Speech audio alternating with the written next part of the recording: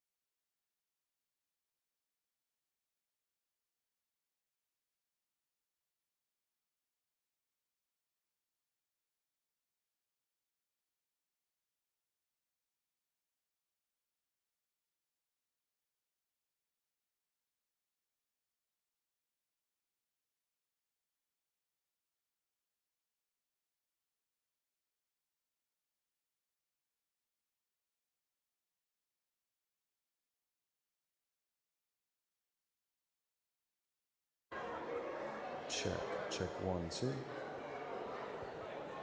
Check 1 2.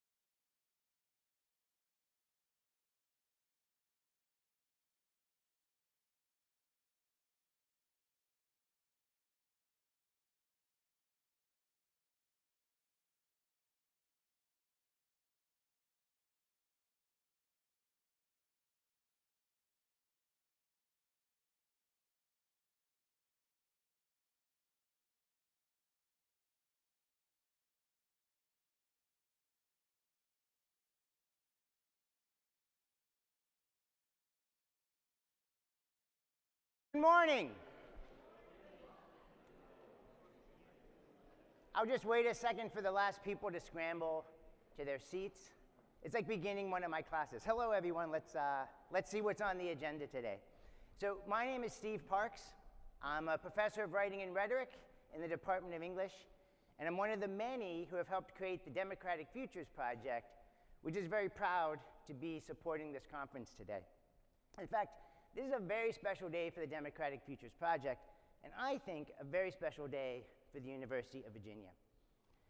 5 years ago, when I first came to UVA, the idea of having advocates and academics and policymakers in the same space was a very strange idea. It did not have a lot of traction. It was very hard to explain to each of these communities what they could benefit by talking to each other. That began to change when Myo Yan Nung Thien, who's in the audience, was given shelter by UVA after the military coup when he was facing almost certain death. UVA opened up their doors and housed him for 2 years. And while he was here, he became the proof that if you bring an advocate onto campus, it'll transform the lives of students, it'll transform scholarship. A little bit after that, I met this crazy Serb named Sergej Popovic in the back of the room. He said he was going to wreck my life, not untrue. And what has happened since then is we have managed to integrate the network, the ideas, the skills, the insights of Canvas into the Democratic Futures Project and into UVA. As a result, We have research projects where academics are working with advocates in about 10 different countries. We have projects that are defending free speech. We have projects that are defending religious freedom. We have projects that are defending the environment. We have projects that are defending voting rights all across the globe. But we're also an educational institution. So we've created classes where students, advocates, and academics join together. And they study democracy. They study nonviolence, and then they help the advocate for the remainder of the class to succeed in the work that they're doing. And the students love these courses. They continue to work with the advocate long after the class is over. They continue to try to get internships. They have talked about it as changing their lives. All of these classes, they're oversubscribed.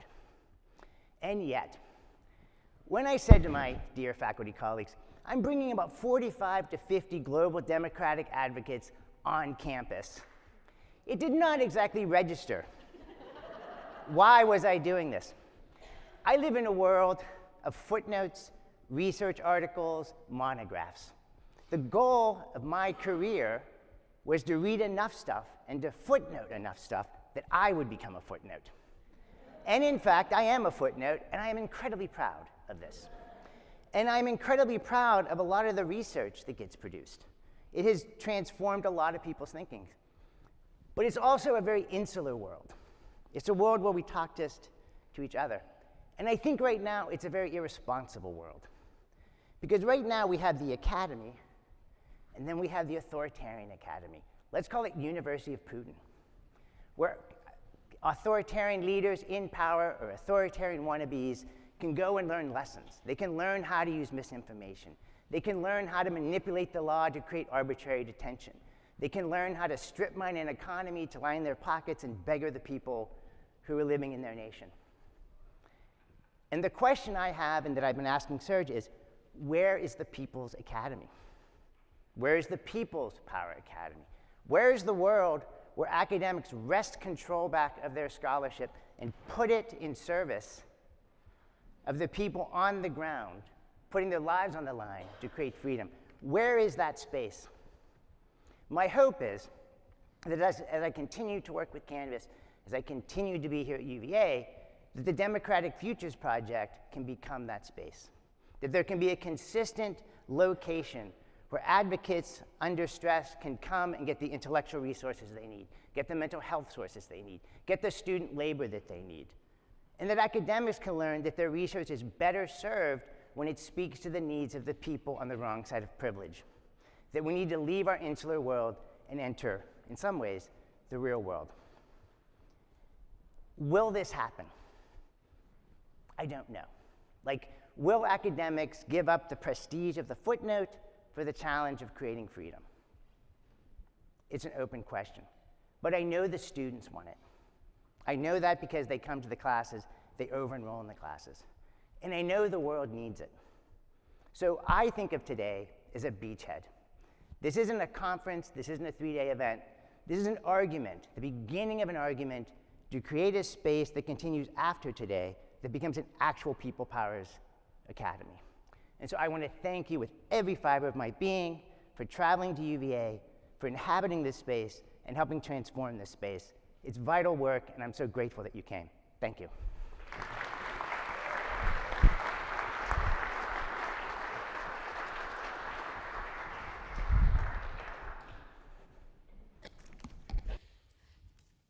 Good morning, everyone.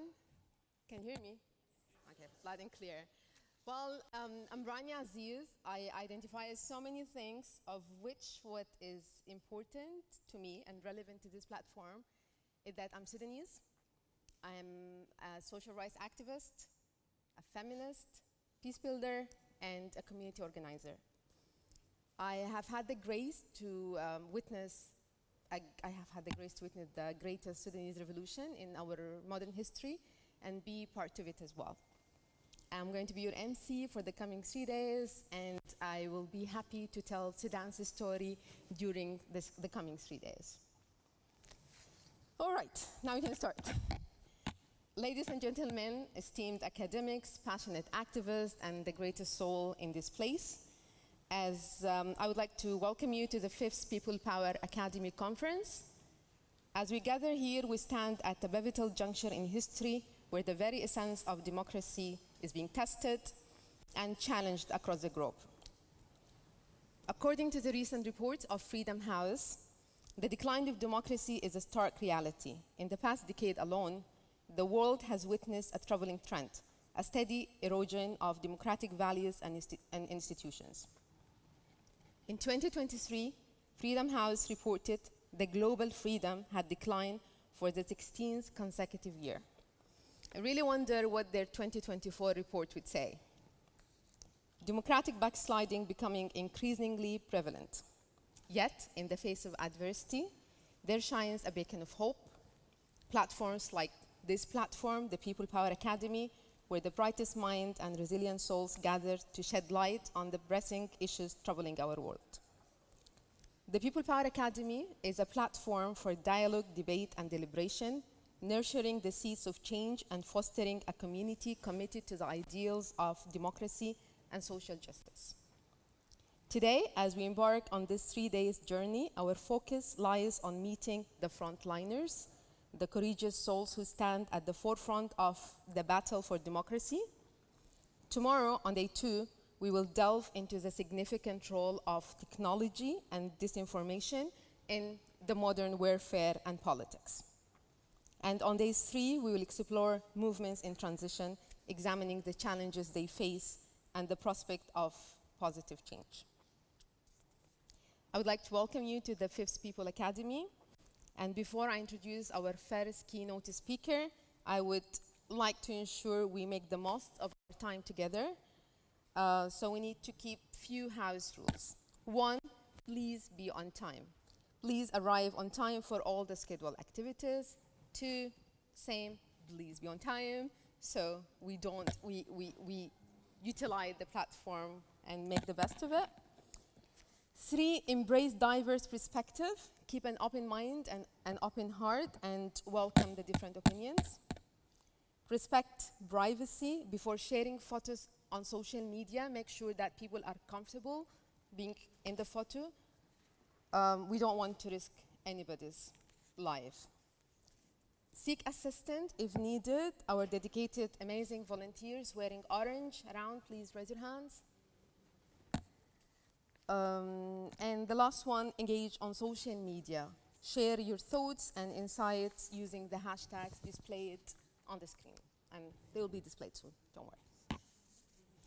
Now I would like to welcome and invite to the stage our first keynote speaker, who is from mobilization, stage talks, bus stops, and endless bus stops in Venezuela. He had endured years of hardship in a military prison, to facing house arrest and seeking refuge in foreign embassies. Leopoldo Lopez's journey has been marked by resilience and determination. And he later co-founded the World Liberty Congress, an organization that stands as a promising platform uniting freedom fighters and activists from around the world in their shared quest for liberty and justice. I welcome Leopoldo Lopez to the stage.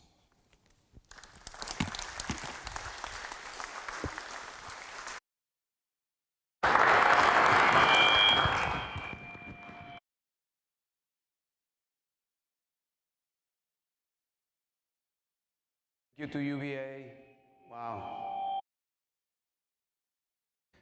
Thanks. Hey, Rami, my friend, how are you? Let me know. All good? All right. So thanks to all of you, a lot of friends and people that we've been talking throughout the past years, many of you for many, many years, like Sergio, when we started our movement. It's great to see all of you, and I encourage that this is the beginning of a process that we can get stronger. So I am from Venezuela, and Sergio asked me to tell a bit about my story. I won't go too much into that, but I had the privilege of going to the United States. I studied in the United States, did my undergrad, my grad studies, went back to Venezuela. I was working at the oil company in Venezuela at the Office for Strategic Planning, and then Chavez came to power. I decided to resigned from that job. I ran for office for the Constituent Assembly, and I lost. So I was unemployed, and I decided to give it a second shot. So I ran to become the mayor of Caracas, my hometown, and I won. I was 26 at the time, and we built a great team of people, many of them very, very young, and we transformed our city. Actually, the city, our part of the city, became a very safe place in what was at the time the most dangerous city in the entire world. And we did many other things. I was re-elected in the year 2004, and in the year 2008, I was running for higher office to become the governor of Caracas, and I was disqualified to run for office for no reasons. I was just taken out of the ballot, so again, I was unemployed. And I decided to build a social movement, a grassroots movement called Voluntad Popular. Our color was orange. And we decided to go around the country with very young people. It was a movement of mostly students that wanted to change the country.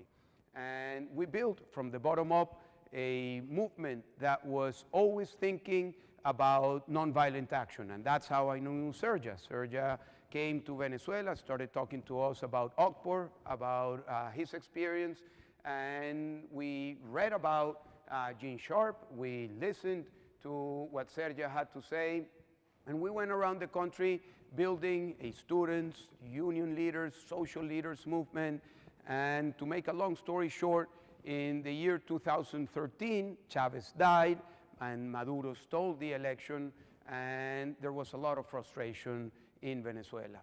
So in January of 2014, we decided to call the people to protest. And I want to make just one first comment about people power. People power is a power of numbers, and people can manifest themselves in two ways, by protesting and by voting. Many people believe that there is only one track, either voting and protesting. I believe that it's both tracks that we need to develop and we need to encourage, because they are extremely related, especially under autocratic regimes. So in the year 2014, we called for protest. It was a calling that was done by social media, because I was completely censored. I could not go to a TV station or a radio station, so it was all done by social media. And it was a group of the people from the opposition, not the entire opposition, a group of people, Maria Corina Machado, who was recently elected as our candidate, Juan Guaidó, who was the interim president of Venezuela for a couple of years, and a couple of other people. We called to the streets. Our movement at the time was called The Exit, La Salida, because we believed that by taking people to the streets, we could open any of the doors that the Venezuelan Constitution had in order to produce change. A referendum, a Constituent Assembly, a recall of the election, or any other means by the Constitution that could be opened in order to produce change. And people came out. People came out by the thousands. That was in January of 2014. In early February of 2014, the regime imprisoned the first political prisoners of this new era. So we called for another protest in January, in the 12th of February of 2014, and the regime killed 3 people. Basil da Costa, a young man of 21 years old. He was a carpenter, a student. He was shot in the back of his head. Robert Redman and Juancho Montoya. By the end of the day, I was accused of promoting violence, and there was a warrant for my arrest. So I went into hiding. After a couple of days in hiding, I had to make a decision. What do I do? I had 3 choices. I could stay in hiding, I could go into exile, or I could turn myself in. And I decided to turn myself in. Many people thought I was crazy, but I did it very consciously of what I was doing, because I had been reading about nonviolent action, because I had met Sergio, because I had been reading about one of the individuals that has inspired me throughout my life, Martin Luther King. And Martin Luther King, when he was in prison himself, in Birmingham prison, I always had a hard time saying Birmingham, he wrote an incredible document. And if you want to know about nonviolent action, I commend you to read that short document. And in that document, Martin Luther King says, nonviolent action is about showing the scars of the system in order for the people to understand the putrefied system and create a consciousness that could promote the changes that are needed. So I knew at the time that by turning myself in, I could contribute to show the scars of the system. Because up until that point, it was 14 years since Chavez had come to power. Still, the people of Venezuela thought that we were living under a democratic system. And still, the international community thought that Venezuela was a democracy, with its problems, but a democracy. So 2014 was the year that that changed, and it changed ever since. It became very clear to the Venezuelan people and to the people that were analyzing what was happening that Venezuela was no longer a democracy. So February the 18th, I called for another nonviolent protest, and I decided to turn myself in. Again, I only had access to social media, so I called through Twitter a protest, and I asked people to wear white as a symbol of a nonviolent commitment. And to my surprise, hundreds of thousands of people showed up. It has been one of the largest protests, nonviolent protests, that has happened in Venezuela over the past 25 years. So I turned myself in. I was thrown into an armored vehicle of the National Guard of Venezuela, and people were surrounding that vehicle. And I was in that armored car with the head of the National Guard, with the head of the army, and they were very nervous. And they were calling Maduro and say, what do we do? And they were about to repress the people. And I said, don't do that, because that will create a reaction and you will be promoting violence. So what do we do, they asked me. And I said, give me a megaphone. And I will be able to ask the people to be consistent to our nonviolent commitment. So the general calls Maduro, and after a couple of minutes, Maduro calls him back and says, okay, give him the megaphone. So they give me a megaphone, and all of this is in YouTube, all of this is in recording. So it's this very strange picture of the army. I was being taken as a prisoner, and I was leading the protest with the generals and basically asking the people to stay nonviolent. So for 3 hours, there was a massive movement, and they didn't know what to do, and they decided to go to an airport. So they took me to an airport, and from that airport, they put me in a helicopter, and from that helicopter, they took me to the courts, and from there, at night, they took me to the Ramo Verde military prison, where I spent the next 4 years. I was taken to solitary confinement, spent most of my time in solitary confinement, and throughout that time, I was sentenced to 14 years of imprisonment. My imprisonment was justified on the grounds that I was giving the Venezuelan people subliminal messages in order to be violent. Since they had nothing against me, no case, nothing that they can accuse me for, they opened a case for my speech. And since my speech was always nonviolent, the judge concluded that it was the capacity to send subliminal messages to the Venezuelan people. So on those grounds, I was sentenced to 14 years. Then there was another cycle of protest in 2017. So the regime decided to take me to house arrest in order to calm the protest. I didn't want to go to house arrest, but they told me, it's not your decision, this is the decision of Maduro. So while I was in house arrest, I took my phone and I called again for the people to continue to protest in a non-violent way. So they took me back to military prison. So I spent another period of time in military prison. It was the toughest time because I had the possibility while I was at home to be with my wife, who is my hero, who I am here because of her, because she was an incredible advocate while I was in prison.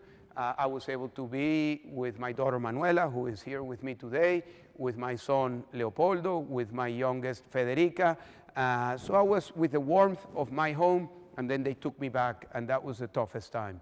So after a while in military prison, they took me back to house arrest. And to make a long story short, things evolved in a way that in 2019, I was able to escape house arrest with the collaboration of the military and the police that were supposed to keep me inside my house. Well, they decided to take me out of my house in the context of another protest that was gathering tens of thousands of people in Venezuela. And some military and police also joined that effort. Things didn't go the way we wanted. So we had to seek refuge in different places, and I seek refuge in the Spanish embassy, where I stayed for a year and a half. After a year and a half in the Spanish embassy, I escaped Venezuela. The embassy at the time was surrounded by the police, by the military, by the thugs of the dictatorship. The electricity was cut from the embassy. The water supply was cut from the embassy. Drones would fly above the embassy. But nevertheless, we were able to survive.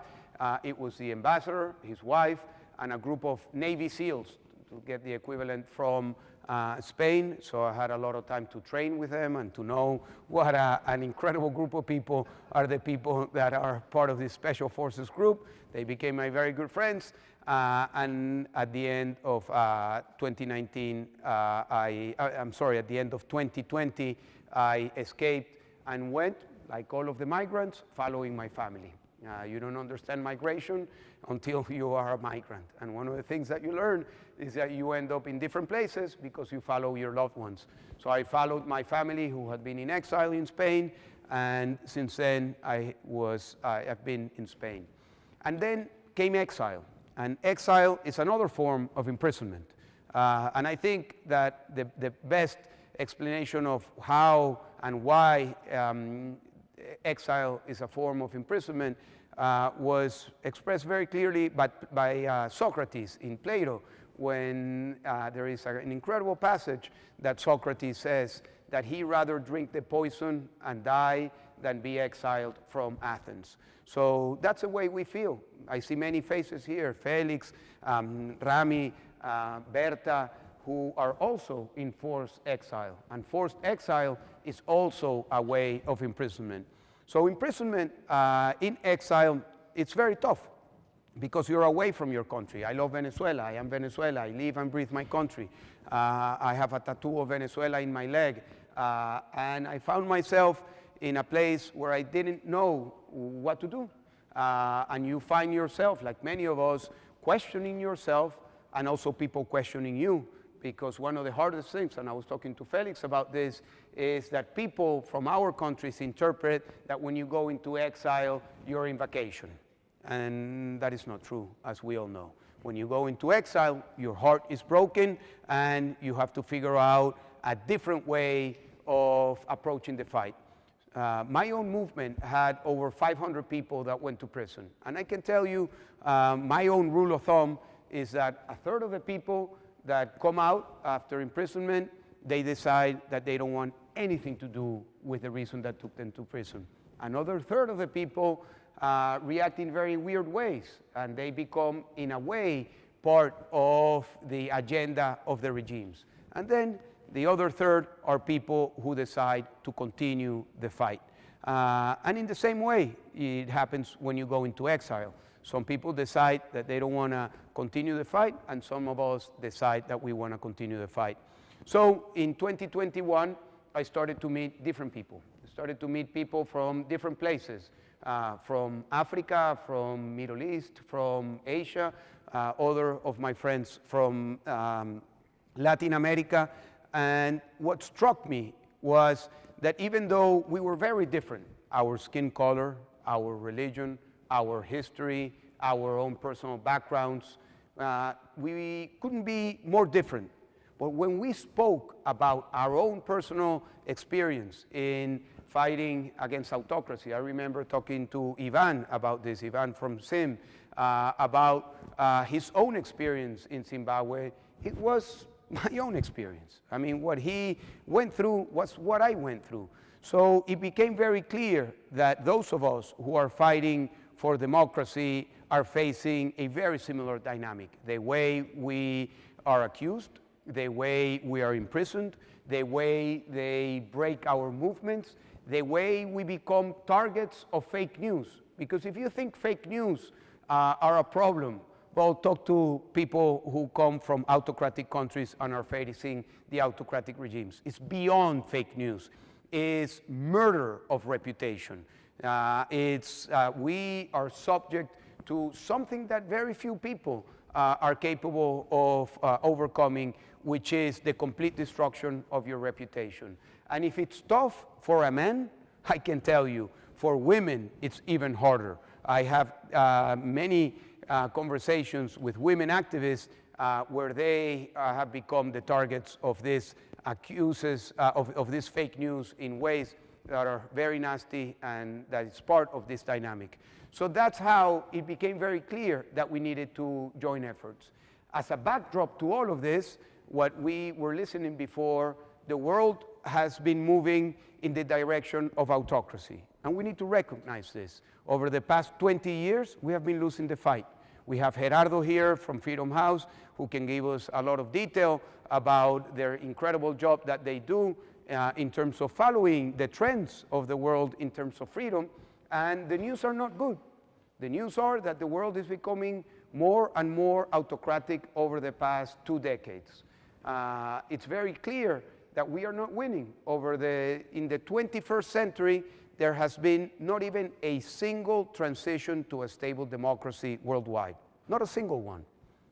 The absolute contrary has been happening. And also, it became very clear in these conversations that it's not only that autocracy is getting more terrain. And when I talk about autocracy, I want to be very clear. It's not autocracy in the sense of left, right, of an ideological perspective. It has nothing to do with ideology. You have a reality that autocracy is getting more terrain and that autocrats are joining efforts. And this is an important idea that I want to underline. Autocrats are joining efforts. Autocrats are working together. Autocrats are learning from each other. Autocrats are collaborating in many different ways, at the level of diplomacy, at the level of non-state armed groups, at the level of the military, at the level of their kleptocratic networks, at the level of cyberspace, at the level of communications, and I can go on and on about the way autocrats are collaborating. And when we looked around, when we had these conversations, we realized that those of us who believe in freedom are not collaborating. And they are collaborating on non-ideological grounds. So you have the nationalist movement that Putin is leading, aligning with the Communist Party from China, aligning with the theocrats from the Islamic Republic of Iran. This has nothing to do with ideology. It has all to do with autocracy. So given that context, we decided to work on something that many people told us when we were starting that it was impossible to do. To join in a global movement, all of us who are willing to fight the fight against autocrats. And that's how the World Liberty Congress came together. It's an initiative that is very young. We're not even 2 years old, so we're still a toddler. We are still not walking, but we want to walk very quickly, and we want to run and win the marathon. And we decided to join efforts, and we have convened 2 times in Lithuania. We also have shared different experiences in getting together to learn at the level of the grassroots. We had an incredible event in Zambia, another one in Costa Rica. And the last time we met in Lithuania, we gathered representatives from 56 autocratic countries. Our focus in the Liberty Congress, and I think that this is an important issue, is to work with people and movements under autocratic regimes. And let me make a parenthesis here. When we talk about democracy or people power, it's very easy to get things mixed up. To get mixed up an activist from the United States or Southern Italy or even Brazil with somebody from Nicaragua, Venezuela or Zimbabwe or Russia or Egypt. And I think as a rule of thumb, it's important to understand that when we talk about democracy, there are at least three areas that we need to be conscious of. There is a discussion about democracy in democratic countries that have their problems, like the United States or European countries, and that has its own dynamic. There is polarization, there is fake news, there is the fear that the institutions are going under stress. That's one conversation. Then there is a second conversation in countries that are going towards becoming more autocratic. But they are still democratic. They still have elections. They still have some freedom of press. They still have some possibility of mobilizing. And then there is a third conversation, which is the one we are interested in, about the countries that are under autocratic regimes. So we concentrate the World Liberty Congress and the efforts that we are doing using the guidance of Freedom House and other organizations to identify what are those countries. And we know that there are more than 60 countries in the world. And we know that those countries represent almost 70% of the world's population that is living under some sort of autocracy. So that is our focus. And I think that this is important because it's very different, the approach that one could have in terms of talking about democracy in the United States and what it can be done from the grassroots level and what can be done in countries like Nicaragua, Zimbabwe, Egypt, or Venezuela. So our focus has been in creating this network. And we are doing our part. It's not easy, to tell you the truth, because, again, we are different. And things happen in the world that put a test to us to become or to stay united in moments of stress. So the key of this is to keep it focused and to keep an alignment on core values. Our core values is to promote democracy. And we define democracy simply: the respect of human rights, free and fair elections, and the rule of law. And under that umbrella, you can have somebody that is from the left, somebody that is from the right, somebody that is from the center. So that's, that has been our approach. And we are doing, as I said, our contribution to unite the movements. But that is not enough, because we are not only facing other movements, we are facing an autocratic wave that is promoted by very mighty powers that are investing billions of dollars in order to promote autocracy worldwide. So I have a couple of minutes left, and I would like to at least give some ideas about the roles that we could have. So we have a role, those of us who are activists, those of us who have movements, we have a role in our own countries. We also identify a role to unite ourselves regionally and globally in order to learn from each other, which is part of the core of this conference, to support each other, and also to become better at what we are doing. But that is not enough, because there are different roles. There is the role of the academy. We are here in UVA, one of the best universities in the United States, that was founded by Thomas Jefferson, that has become a beacon of wisdom for the United States and the world. And I am very grateful that the Academy is joining into this effort. So the Academy has a role. And I think the role of the Academy is to think through about democracy. Why is it that we are not transitioning to democracy? What is happening? Because we went from the 1990s, that was the decade, the gold decade in terms of social movements and transition to democracy. Everywhere in the world, in Eastern Europe, in Latin America, in Asia, we were seeing transitions to democracy happening at a very fast rate. And then came the 21st century, and things completely changed, as I said before. So what can the researchers, the experts, the academy can do? Well, they can start to get the best minds, the brain power, to start thinking about what is happening, but not in an isolated way. And that's why I think that this event is so important. But doing it in a way that they can take into consideration the inputs from the activists and from the movements. Is that enough? Academy and movements? No, it's not enough. Then we have organizations that are doing their work in terms of promoting democracy, human rights, and freedom. they have an important role. We have organizations here represented. We have Freedom House, we have USAID, we have representatives from different organizations that are thinking about these things. So that's another network of organizations or of the freedom movement that needs to be tapped into. And then we have the free governments. And I think that this is key.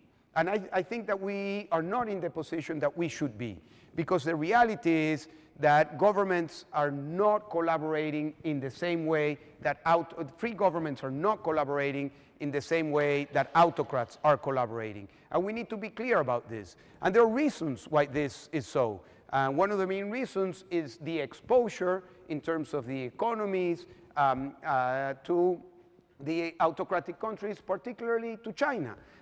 So when you talk about the challenge to confront autocratic regimes, well, there is a reality which is the dependency of the United States, of European countries to the Chinese economy or to the Russian oil and so on and so on. But I believe that it's an important role, as it's been all throughout history, or recent history, at least 20th century history, that when the Allies get together, things can happen. So in 1941, the war was lost and Hitler was winning, but the Allies came together and they were able to win the war 4 years after, just because they came together. And I think that if we believe that these issues, that these values are universal, when we say that all men and women are created equal, when we say that human rights have no borders, well, that needs to be taken into policy. So I think that governments have a huge responsibility, free governments,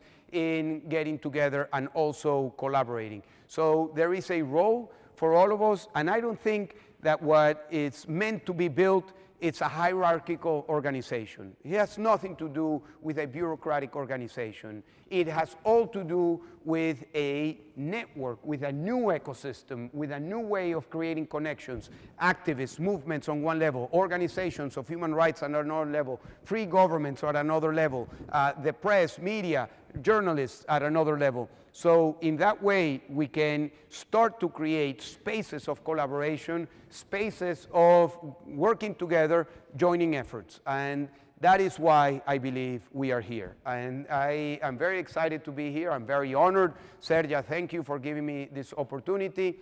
And to your team, to the Canvas team. And one of the things that we want to collaborate with Canvas is to bring all of the knowledge. I was talking to my great friend Sergio this morning at 6 a.m. He's an early bird. I am as well.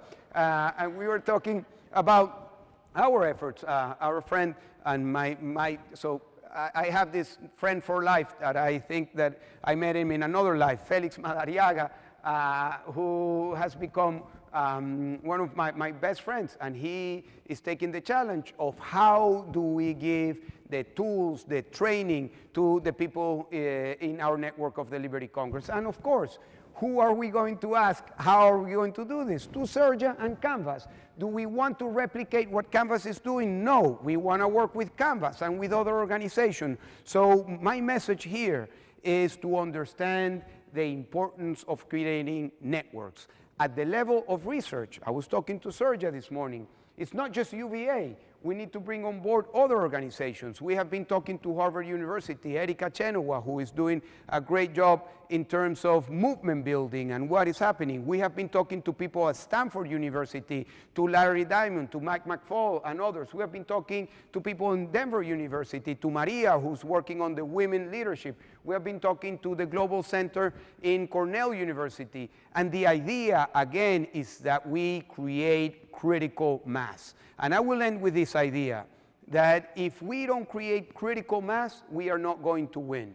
So we need to rethink even the way different groups are being supported and funded, because we need to focus. And I think that every initiative that is being supported and funded should come with a requirement that they get networked and linked to the rest of the ecosystem. So my final message is we need to create the people power movement, and the people power movement will be able to move and create critical mass, if we create an ecosystem, and if we work together, everybody in the responsibility that they have. So time is up. Thank you very much. Thank you very much.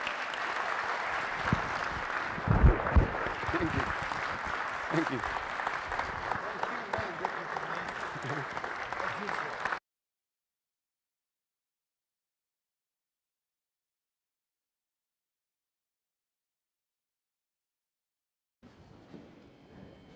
Thank you for that fantastic delivery, Leopoldo. I truly believe that we indeed met in some other life, and we will continue to meet till we see a world that is truly free. I'm so honored to see so many friends.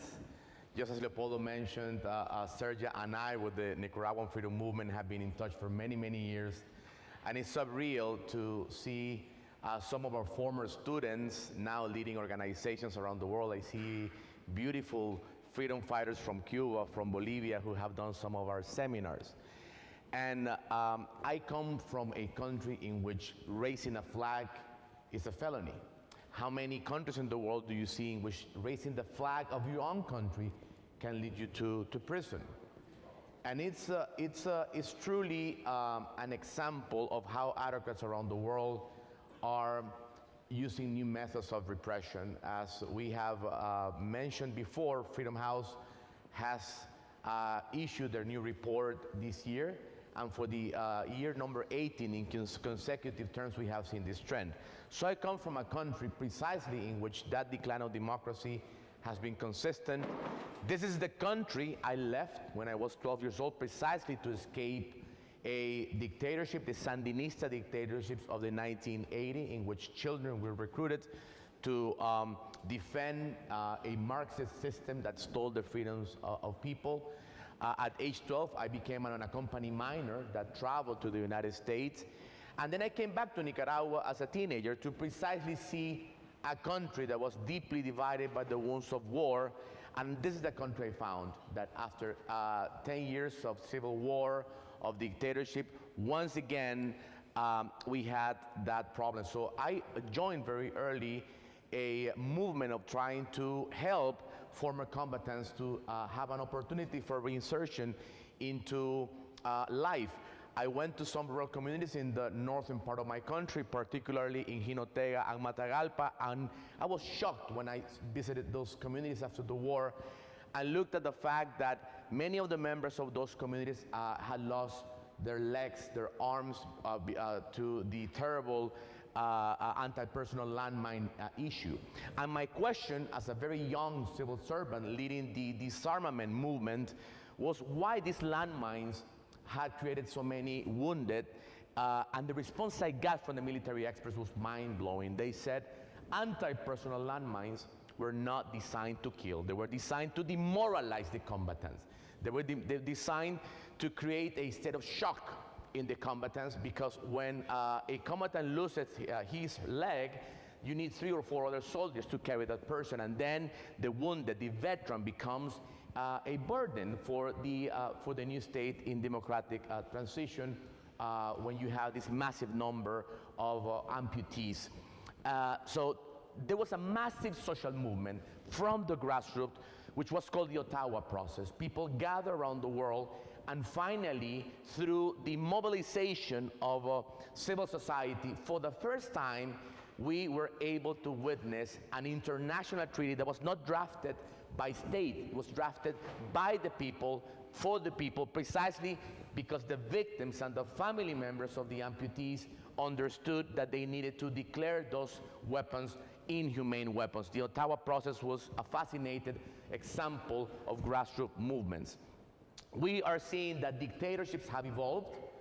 Dictators have become increasingly sophisticated, and one of the new weapons that they're using to demoralize activists are precisely arbitrary detention for political reasons. I'm using the analogy of anti-personal landmines because when an activist is arrested, it creates a similar effect to the landmine with a combatant.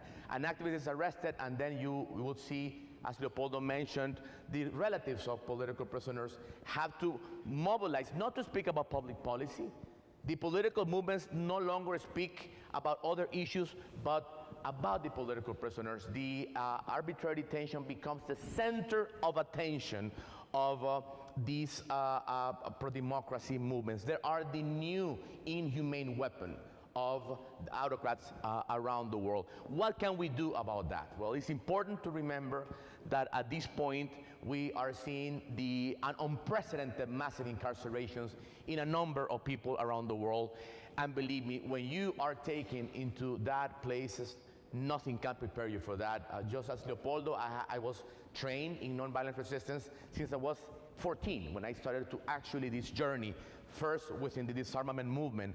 But when you are arrested and you walk into that place, such as El Chipote in Nicaragua, with no drinking water, no reading materials, solitary confinement, no access to a lawyer, the first question that you ask is, how am I going to survive? And you start a battle with your own self.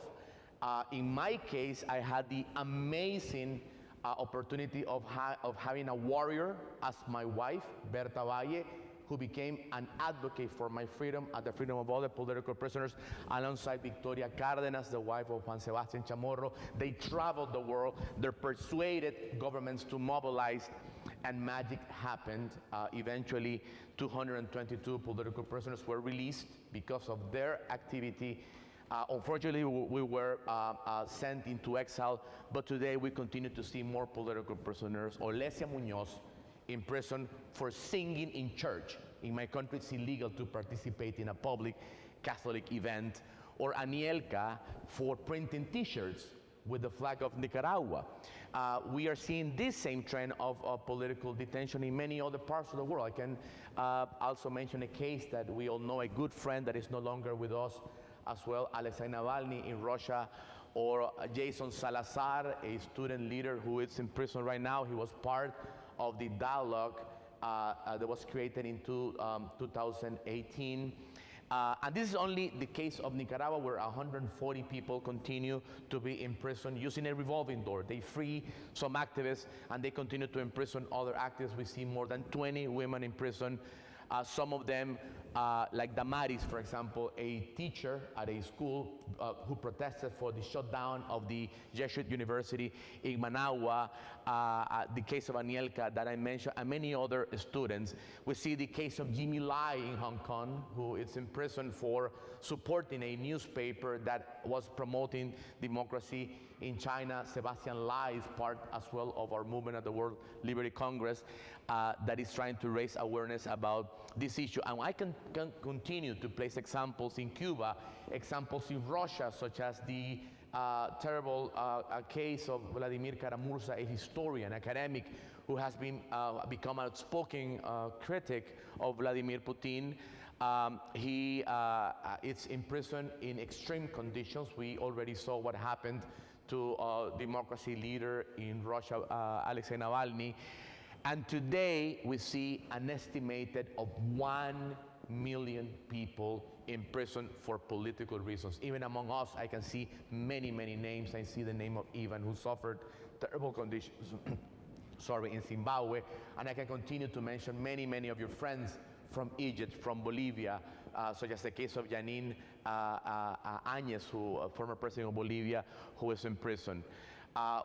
Through the World Liberty Congress and the leadership of the team there, Lilian and Bert and many others have presented a handbook, which is Pathway to Freedom, that tries to provide families of political prisoners with a toolkit that can help them raise awareness about how to advocate for the freedom of the political prisoners. However, that is not enough. So I'm here to make an invitation. I want you to be part of a global movement. Let's replicate the Ottawa Convention. Let's make this university the beginning of a new treaty that can raise not only awareness, but raise the bar for the protection of dissidents around the world.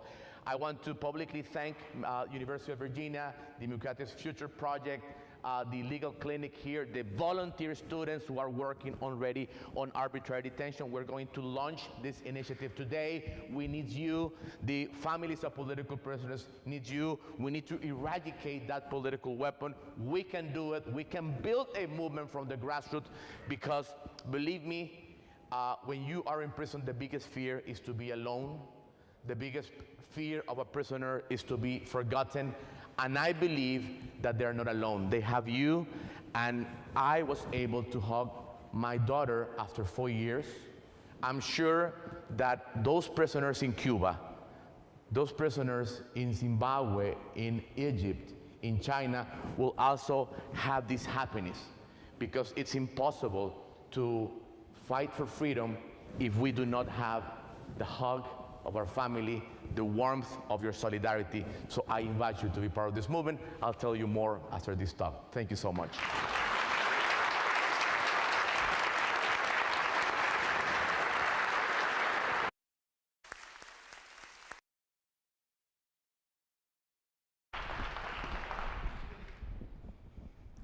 Hi, my name is Volya, and I'm an activist from Belarus.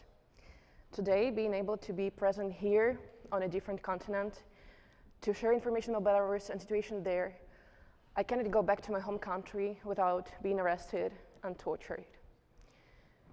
I fled Belarus in 2020 at the age of 21. At the age of 23, I was recognized as a terrorist by the Belarusian KGB and later sentenced to 12 years of imprisonment in absentia. The reason is my activism. It started in August 2020 after another presidential election in Belarus. It was the 6th time Lukashenko announced himself the president of Belarus. He's been ruling now for 30 years. And the 6th term of the last dictator of Europe started with the most mass protests in the history of the country, in white, white, white colors, as they go for free Belarus. The protests were followed by the use of special equipment and torture by law enforcement. 2 people were killed during the protests. And instead of starting an investigation, the investigative committee, as well as all the other officials, started covering the crimes committed against the unarmed civilians. Me and my team started identifying the police and other actors involved in torture and repression against Belarusians. We uncovered their faces so they couldn't be sure of their impunity anymore. It helped to reduce violence for a while, but Lukashenko received support from Putin, and since then, nothing could stop him from the revenge to his opponents. But the thing is, in 2020, the majority of population of Belarus, which is 10 million people, have become the opponents of Lukashenko. Since 2020, more than 5,000 people were subjected to criminal, politically motivated persecution. Around 50,000 people went through administrative trials, and no less than 200,000 people had to flee the country to escape persecution. And today, to be persecuted in Belarus, you don't have to be an opposition politician or a political activist. It's enough for you to write a comment on social media or to have the picture of clothes in white, white, white colors. It's enough to send a donation to support Belarusians in need or to receive such a support, even in the form of products. It's enough to be a journalist or to be subscribed to an independent media, because all of them are recognized as extremists by the authorities. It's enough to be a lawyer of a political opponent of Lukashenko or a family member of a volunteer fighting for Ukraine. It's enough to stand against torture or against war in Ukraine. You can be a mother of many children, a severely sick person, or a Nobel Peace Prize winner. No factors stop the regime of Lukashenko from the revenge. In 2024, the 6th political prisoner died in custody in Belarus due to inhumane conditions.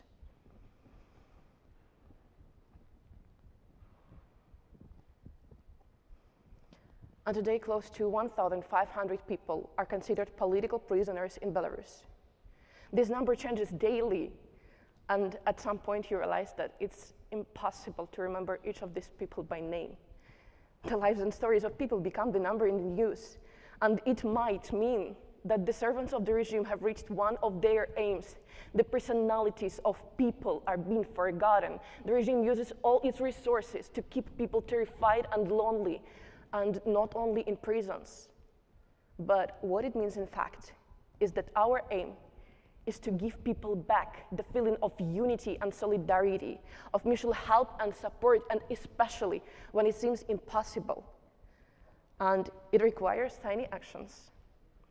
Choosing a colorful postcard, writing a few words about your day or things that make you happy, and sending the postcard to a political prisoner. These tiny actions of one person in 2020 have developed into the movement of solidarity with Belarusian political prisoners, the Solidarity Postcards Atelier.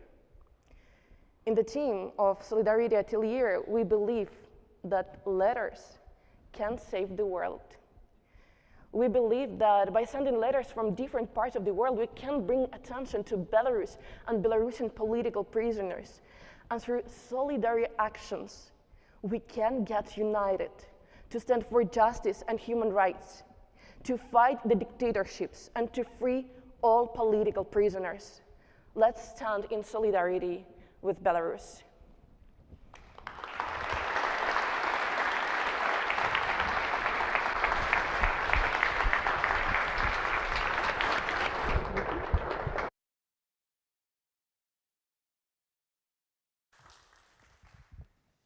Wow. Well, it's time for a coffee break, and then we will convene back in 15 minutes? Yes. Wow.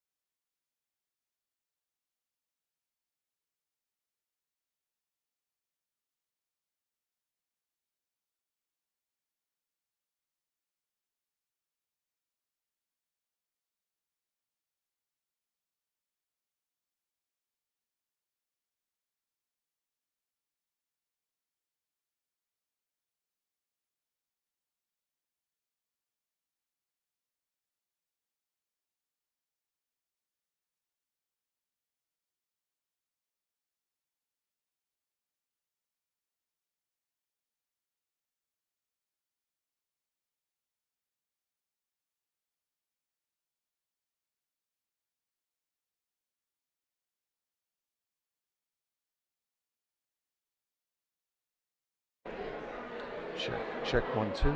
Check. Check 1 2 1 2. Check 1 2. Check 1 2 1 2. Check 1 2. All 4 lives. Check 1 2. Yep. Check. Check 1 2.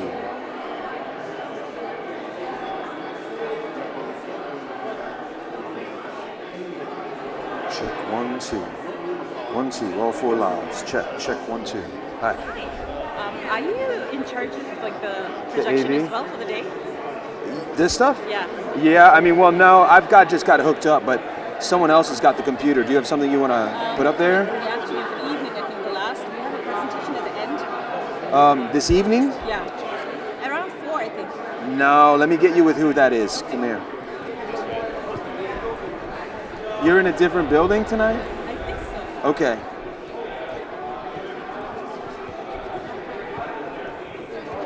Russia and She has a question about projection for tonight.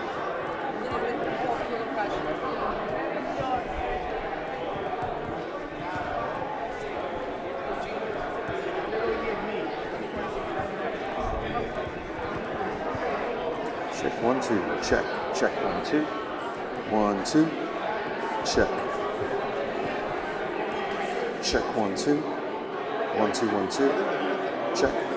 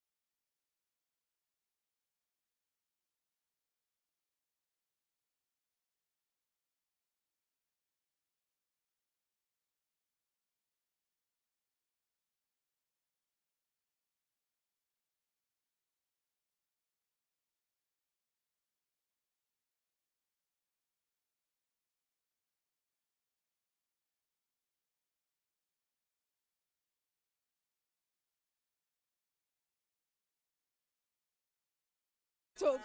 Is your mic on? It's not on, but I'm just going to be loud. Okay, yeah. Oh, he's back. It's on. Okay.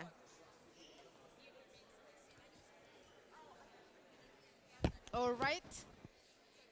Can we take our seats? Can we come back and take our seats, please? Am I not loud enough?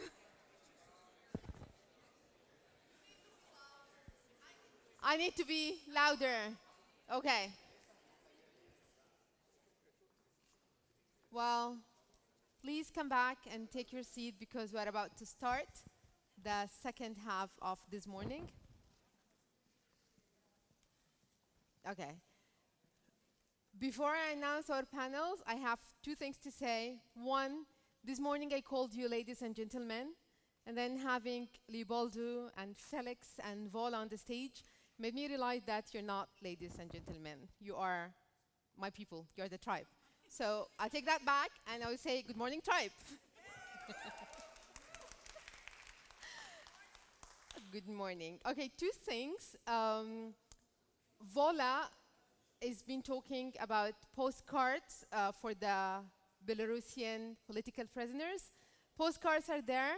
Please, after we break for lunch, and before we go for lunch, you can just make sure you take a postcard and you write down your message to political prisoners in Belarusia, and she will make sure that your postcards will reach them. First thing. Second thing, you all have in your bag that you've received this morning a T-shirt with some of the names of the political prisoners from 16 countries. So maybe in solidarity, if you would like, you can wear these T-shirts today or tomorrow. Okay? And now we're going to have our first panel for today about global autocracy and how to challenge it. We're going to delve into the complexities and challenges presented by the rise of authoritarian and autocratic regimes. As Leopoldo said, they do collaborate, they do speak, they do collaborate at a very high level, politically, economically, and militarily as well. And this presents a genuine challenge on activists and pro-democracy movements to counter these acts and to find ways to come together and counter this power effectively and build strategies around it. We're going to go into the details in the coming panel. So I would invite the esteemed panelists to come to the stage.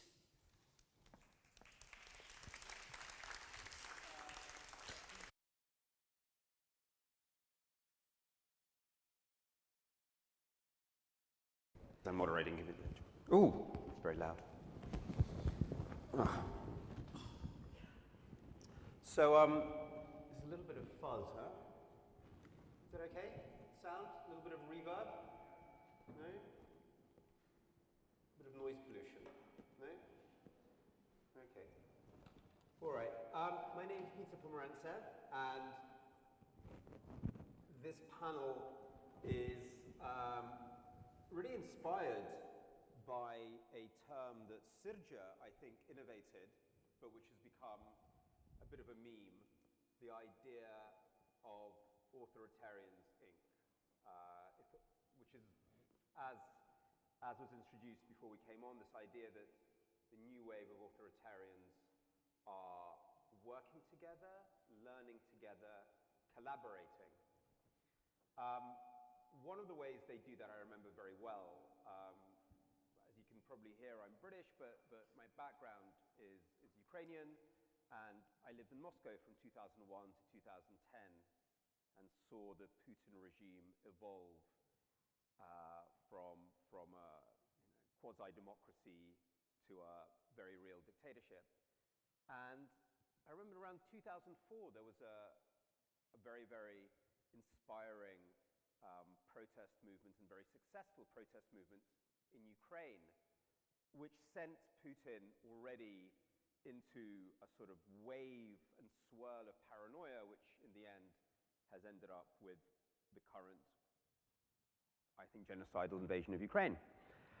And as they looked for somebody who was responsible for this pro-democracy movement in Ukraine, so close to Russia, which threatened Russia's own evolving authoritarian model, they decided that the person responsible for this great threat was Srdja. And they started putting out this propaganda that this is all the doings of this evil organization. Otpor, sit down. he's trying to run away. Evil organization Otpor. And then there were more revolutions in Georgia and many other places. And it was the Russians who began to push the idea that it was all down to Srdja. They gave a name to this phenomenon, color revolutions. That was actually something that emerged from Russian propaganda. And then something that we kind of laughed at sitting in Moscow as journalists. Look at this stupid Russian propaganda, this stupid paranoia. We saw it imitated in country after country after country. First, it's picked up in Venezuela, then I think in Iran, but definitely in Georgia, and then from there, nowadays I think it's mentioned in China quite a lot around the Hong Kong protests.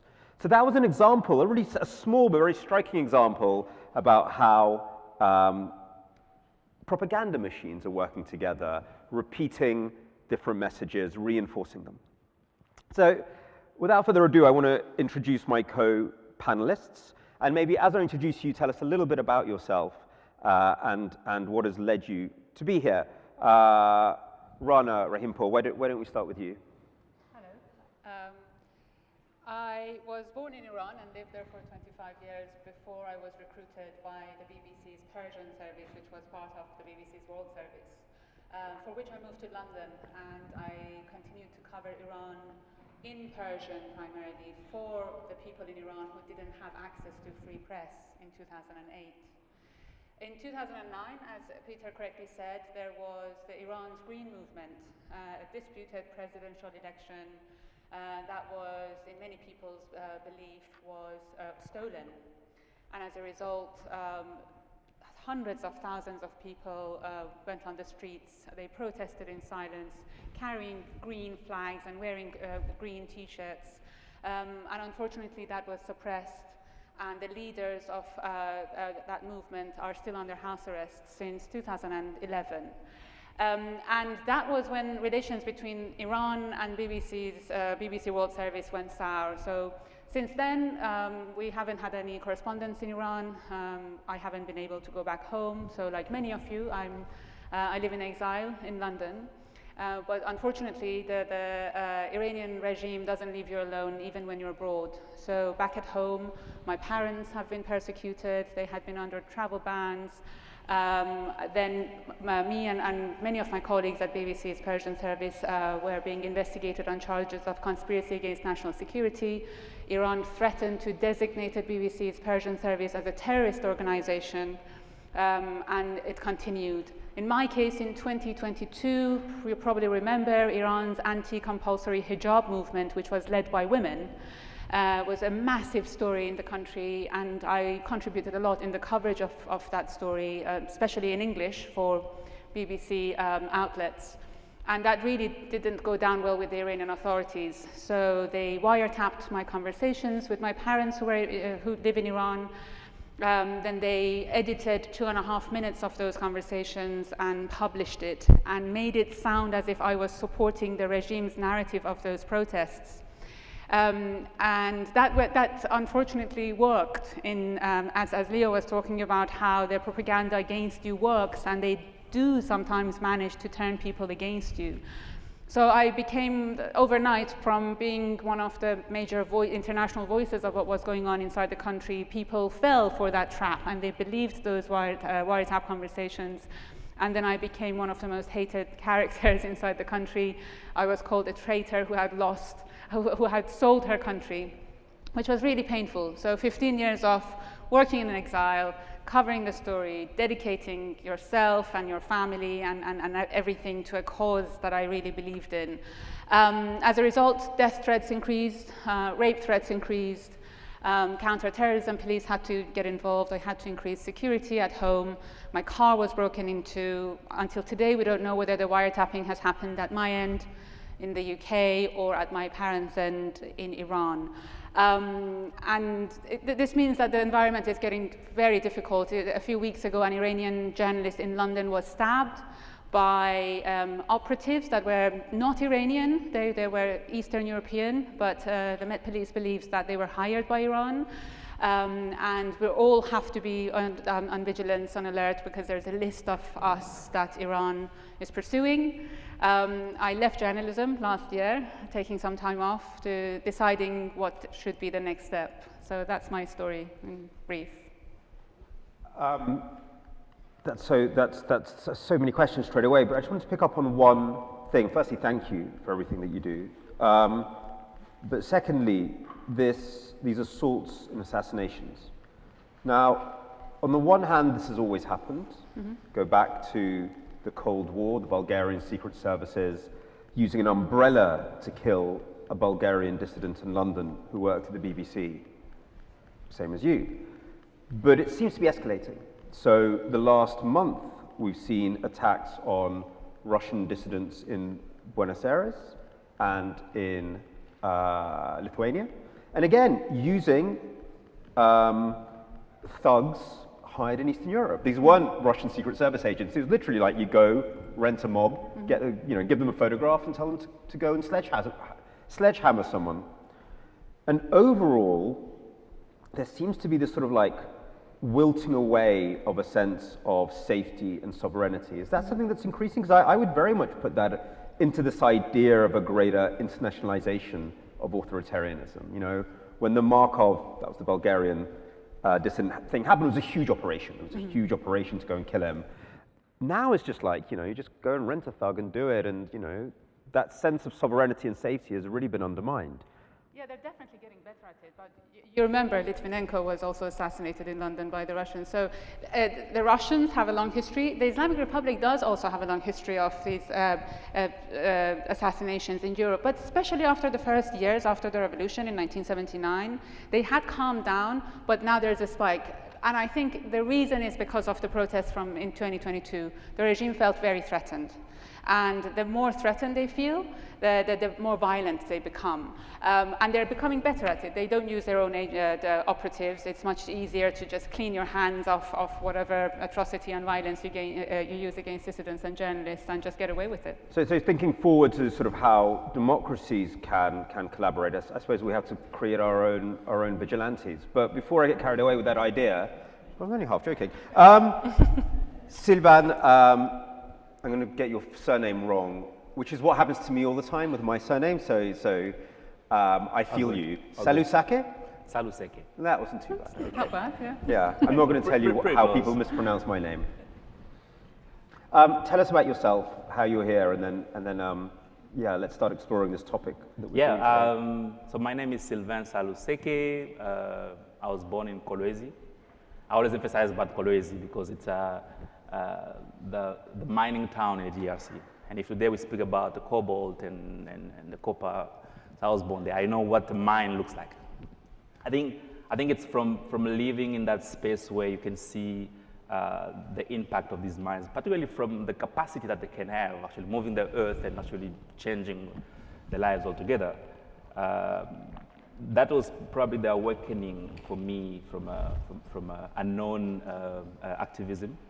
Fast forward until the rebels took over, CNDP took over the town of Goma. I was in Johannesburg, and then a friend of mine calls and says, why aren't we doing anything? And by then, I think Lucha as a movement was already born in the DRC. Lucha, which stands for Lutte pour le Changement. It happens that actually the two words means fight.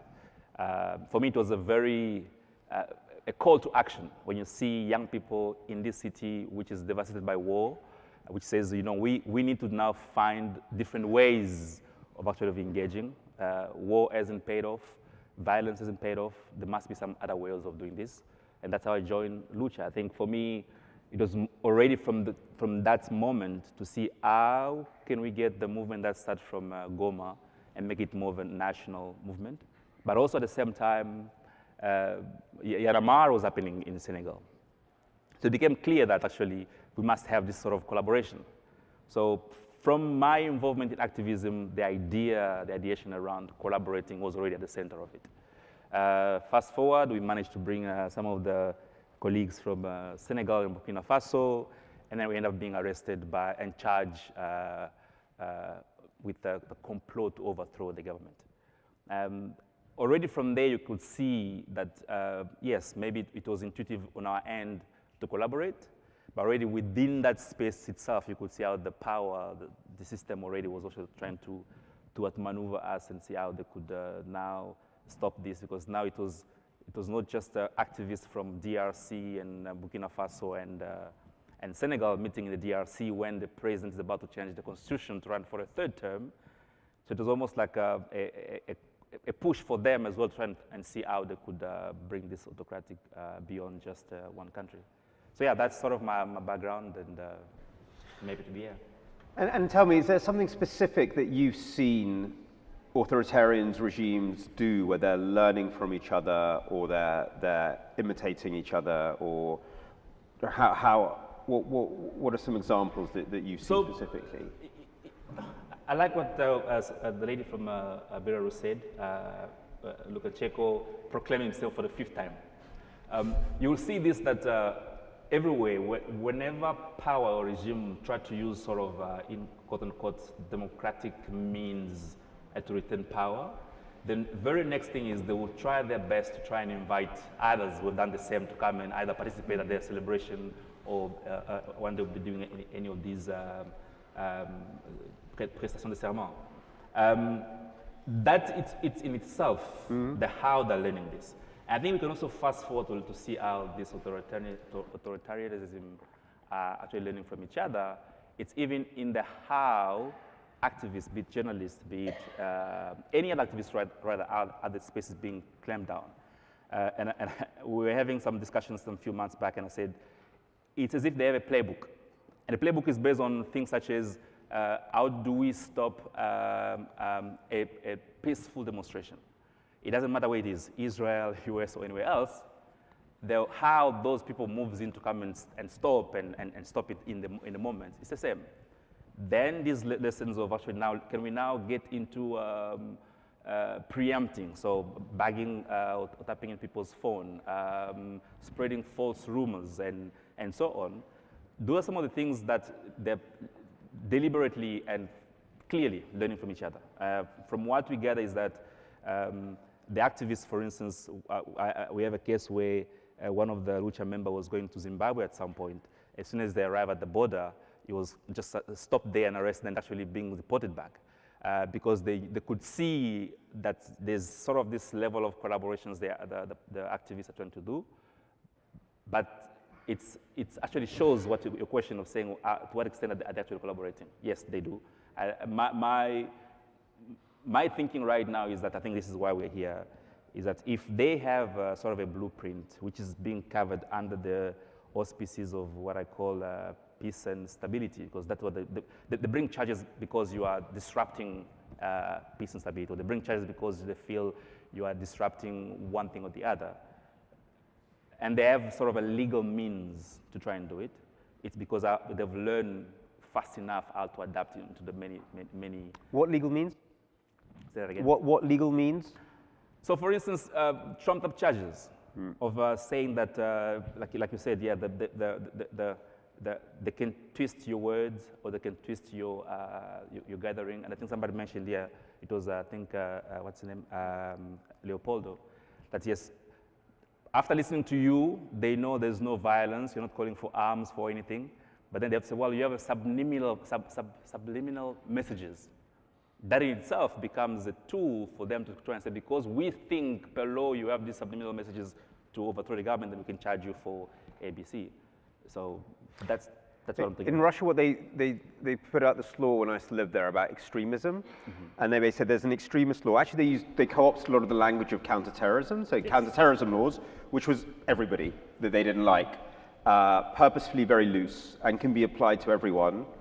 In occupied Ukraine now, they apply it all the time to go after, actually a lot of the time after religious minorities, Protestants, evangelicals, Ukrainian Orthodox, anybody but Russian Orthodox basically. And they'll say, you're an extremist organization. So that seems to be so. You said that you were charged with being a terrorist or something, or no? So they threatened to, yes, we are, they threatened to designate BBC's Persian service as a terrorist organization. As a terrorist organization. And is that something that's exactly? Yeah. So when we were arrested, we were charged with terrorists. So actually, the Minister of Information went on live and said, "Well, we've arrested this group of young people coming in. They're training others on how to do terrorism." You know. So it's law. So it's imitating each other with legal techniques, with propaganda techniques. Yeah. I mean, we know that Russia, for example, when it does a deal with a country, it'll give them some energy and it'll send over some propagandists to run a troll farm that will often then smear the protest movement by accusing them of being part of Serge's network. And also repressive techniques, yeah, sort of techniques of how you crush movements. How are you? So, thank you so much for waiting so long. I'm so bad at it. Junia, tell us why you were here. You're from Cuba, and tell us, do continue the conversation. Thank you for waiting to be last in the panel. I know that's always really annoying when I have to We are Cuban. We are familiarly with we wait all the time. That's why we are waiting 65 years to breaking down the dictatorship of the Havana. No, thank you. My name is Junior, as Peter said. I was born in Cuba a few many years ago. I'm an artist. I started in the activism actually from the art. I study theater, different techniques of theater representations, and for many years I was living under, no positive space about myself. I was, my family and I were victim of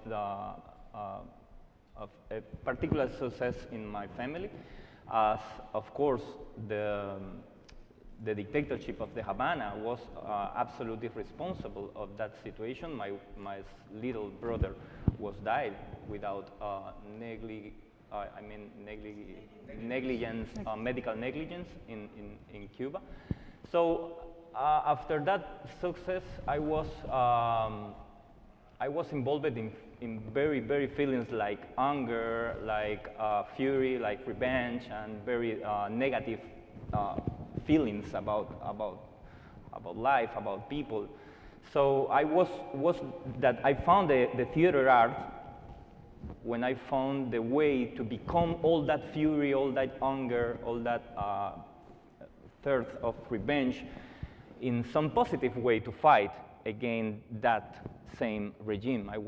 I was born, as I tell you, inside the regime of the Havana, and I know very well his violence and his aggressiveness, and how they can use the citizen as a tool, as a character to spend and to say the world his own propaganda about the security island. We are a paradise in the middle of the Caribbean, all that kind of lies, you know. And when you feel in your own flesh all that kind of situation of vulnerability, you need to fight for make better place for your family and to find a justice for you, for your family, and of course for your nations too. So that was the point that I joined in the nonviolent movement called Cuba Decide. Cuba Decide is a citizen platform. When we try to force the regime to make a binding plebiscite inside the island to ask all the Cubans, we want to change the system, yes or not. It's simple, because for 70 years, the Cuban people don't have any opportunity to go to the plural and legal elections in my country. So we need to change the system, because the system, the authoritarian system in Havana, which we have only one party, political party, it's a communist party, of course, forbidden our rights, and the Cuban people too have rights to the rights. So this is the job that I do right now. I'm involved in that work, in that fight. It's a very pleasure for me to be here with all of you, respectable colleagues and people that are a special example for me.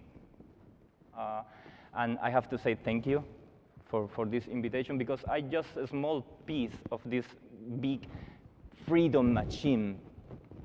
You know, like people like you are not just an inspiration, but all is like it's about the pillars of this dream to make my country free again. So thank you for the invitation. That's it, me, an artist.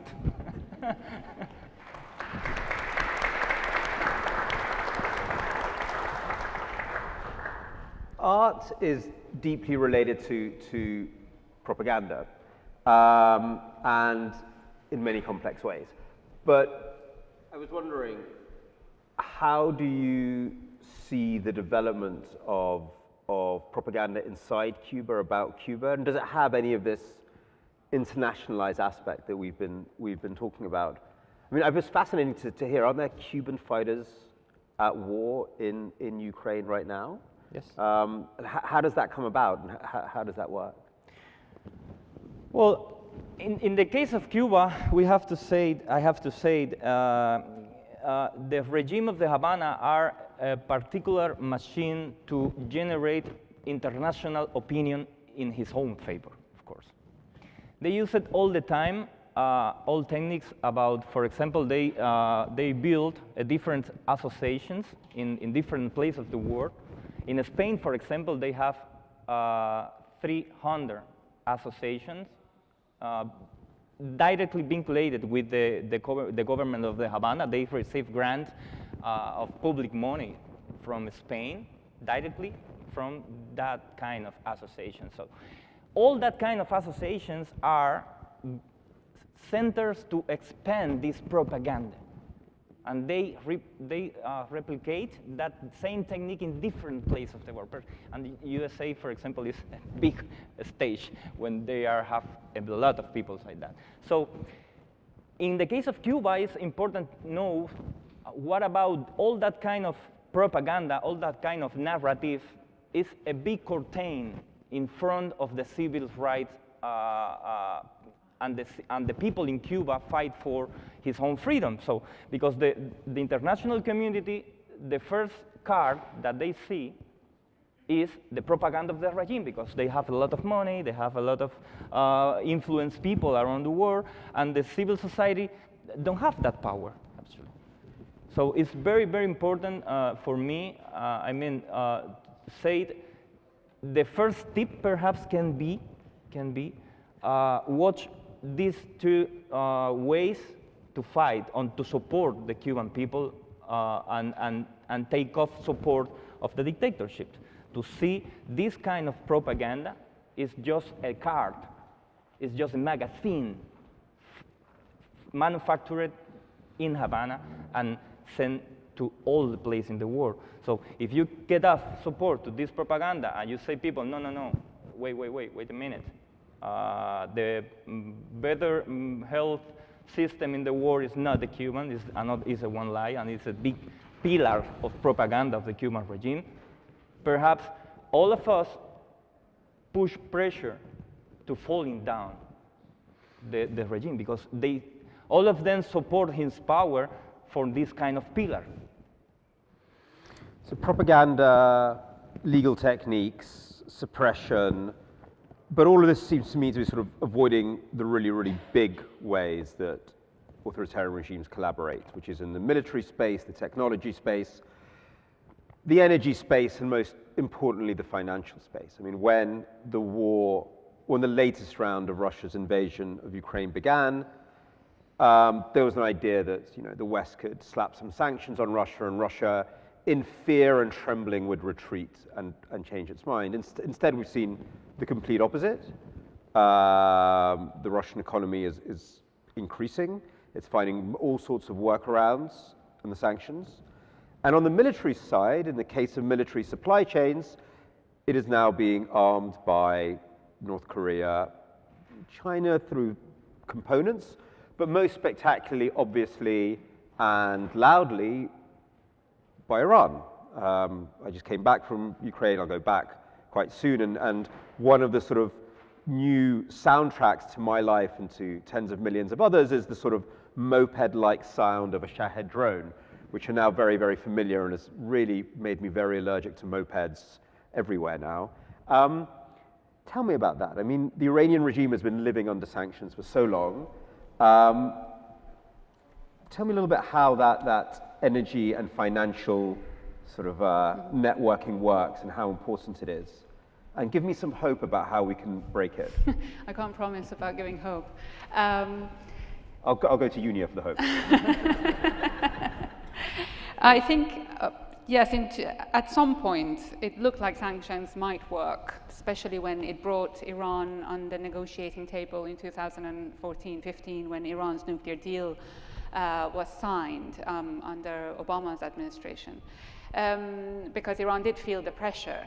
But it seems that these alliances have shifted since then, and now we can see a number of very rich countries, specifically China, and to a certain degree Russia, that are able to support each other in the face of Western sanctions.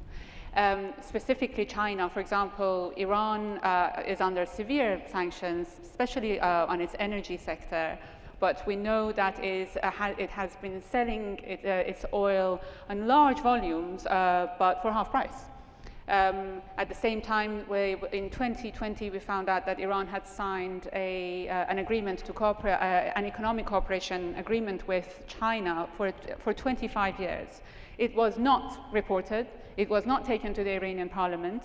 Us Iranians only found out through a British journalist that this deal had been signed between Iran and China.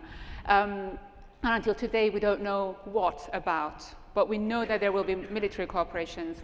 The thing that we know is that China has promised to invest 400 billion in the Iranian economy in exchange for cheap oil. And we know how energy hungry China is. So they can look after each other. And they're no longer deterred by Western sanctions.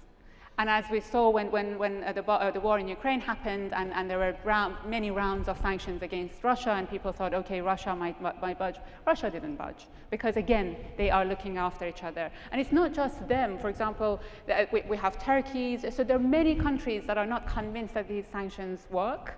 And as a result, they cooperate. And as you mentioned, in many cases, the cooperation goes beyond economic cooperation, so that the killer drones that Iran very symbolically sent to Russia, which for us was bizarre because what was the point of that? But they were sending a message to the West that we're in this together and we don't care. We don't care what you do, we don't care. And the alliance is getting stronger and stronger, as we've seen, especially in recent weeks even, when Iran and Israel exchanged a few drone attacks. And what can be done about it? I mean, Iran has energy resource, Russia has even more energy resources. What can be done to undermine this sort of economic mutual cooperation? That's where I'm a pessimist, I'm afraid. I can't think of a scenario in which, but the problem is that the West, especially against Iran, it used all its leverage. So when they talk about, okay, we are going to sanction more, and this is what's left for you to sanction. Iran is so experienced at this stage of just going around these sanctions. They sell their oils under various flags, and so China is buying Iranian oil under Malaysian flags. So they know everything. They are now experts of going around these sanctions. And I can't think of any other leverage that is left for the West. But you seem to disagree. You think that there are things that the West can do. So I was quite shocked when I found out the amount of people in the US, I think Justice Department or whatever, who work on Russia sanctions. It may have changed slightly over the last sort of few months. Mm-hmm. So I thought there would be a huge team of people mapping out supply chains, secondary components, who knew every person in that chain and knew where you would sanction them, where you would pressure them, where somebody would drop out of a window, whatever, the way to really break these various and multiple routes around sanctions. through a whole variety of means, from cyber to sanctions to economic pressure to whatever it is that James Bond does these days. And I realized there was 0 people who do sanctions on Russia in OFAC. It just doesn't exist. Basically, the State Department issues a sanction with no mapping of the supply chain. Like, here's a person we should sanction because.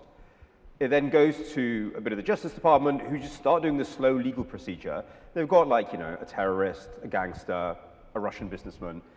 There is no economic war room. So I think Iran was a bit different because it was like, sanction the country. Just like, but which is a very unique situation because of America's very unique relationship with Iran. But no, we haven't even started playing that game. I'm not saying that we can. I'm not saying that we'd win.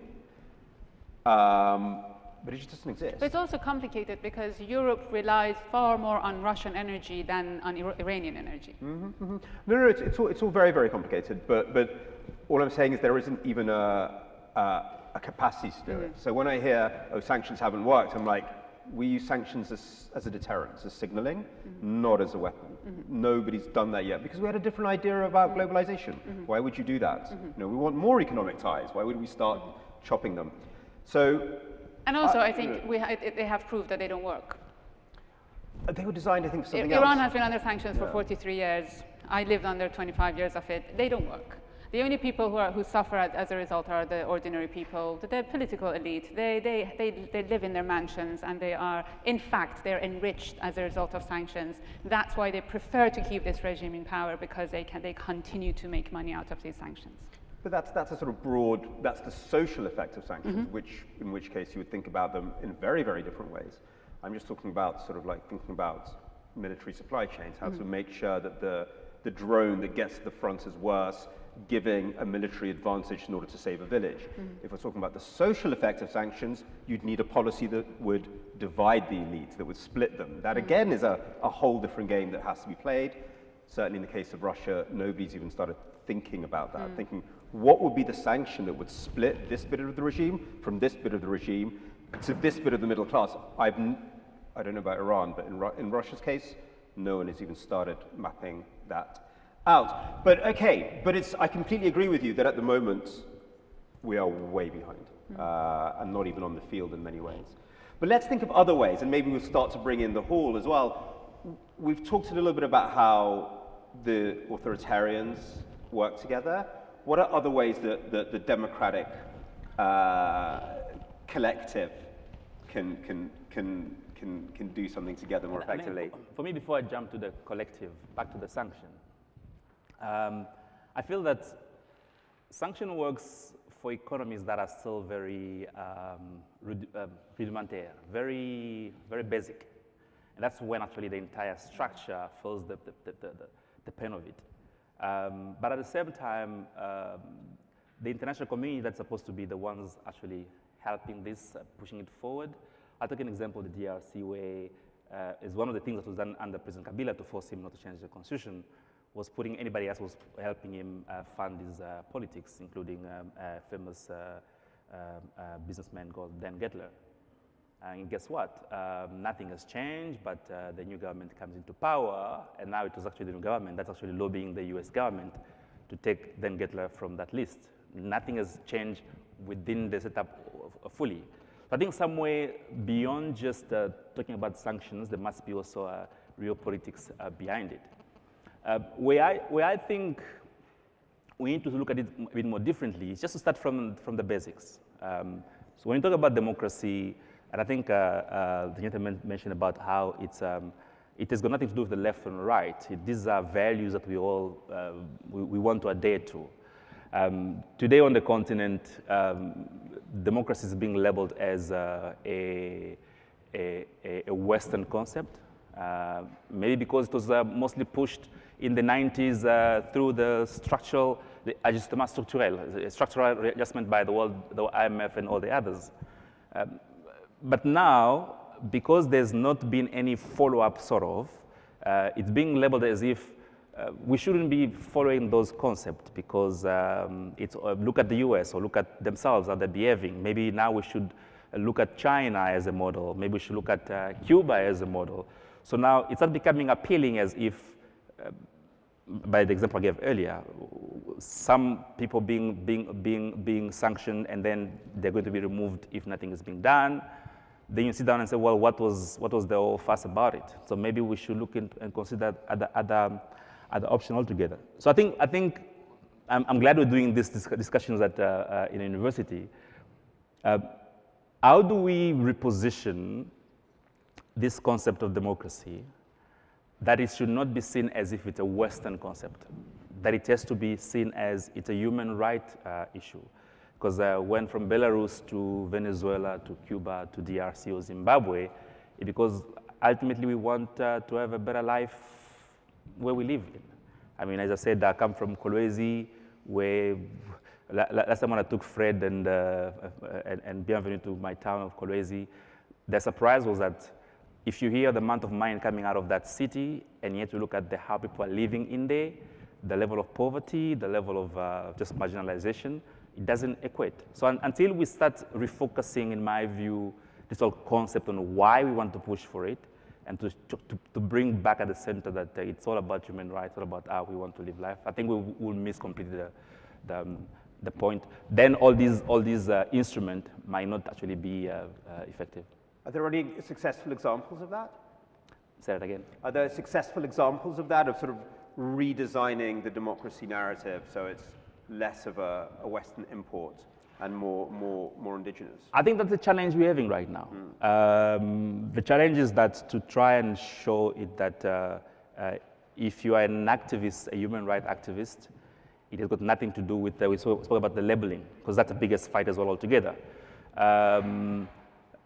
The same government across Africa that's receiving, for instance, funding from the US and the USAID to fund a lot of this project, as soon as they realize that there are one or two activists that are actually being funded by the same similar project, the end will be like you are a stooge, or you are an instrument of the West, and by that being labeled, all the work just becomes almost non-effective. So I think it's all question, or the challenge really is how do we reframe this whole concept, and I'm glad there are still academics in the room, and for me that's a challenge to the academics.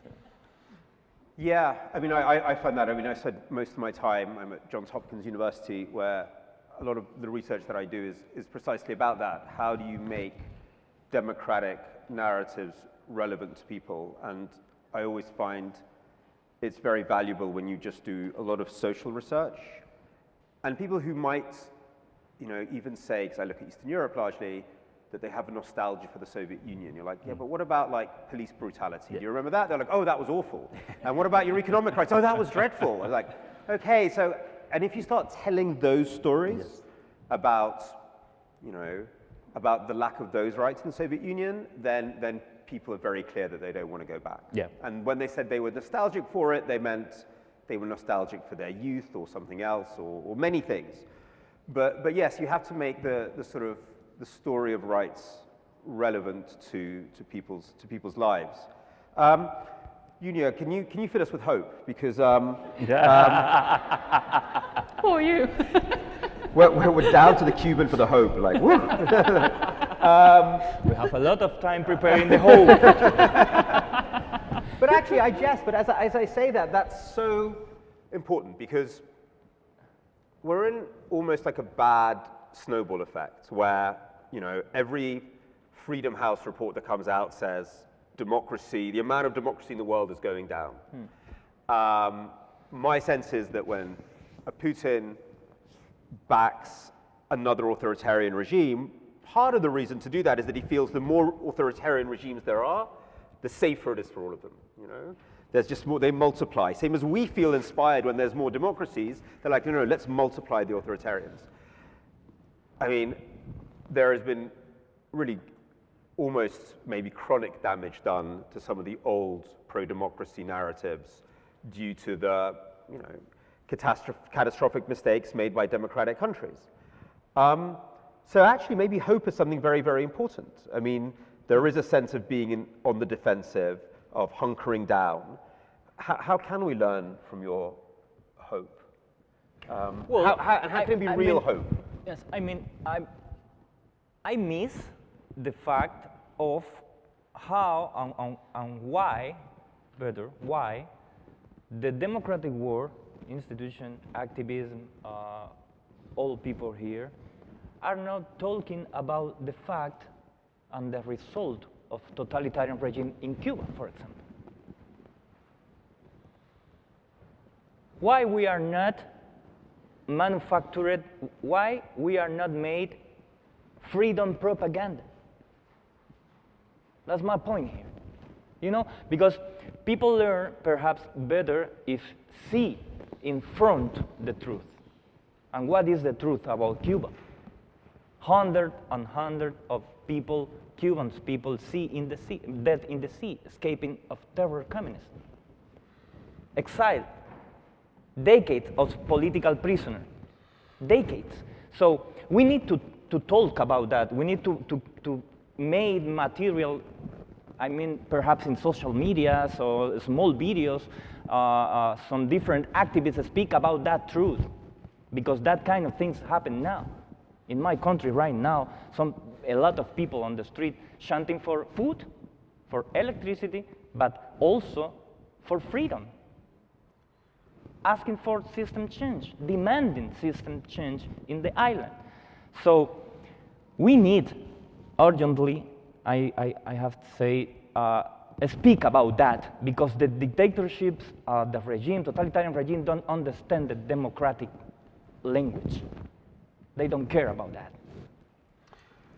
Let's get the rest of our brilliant room involved.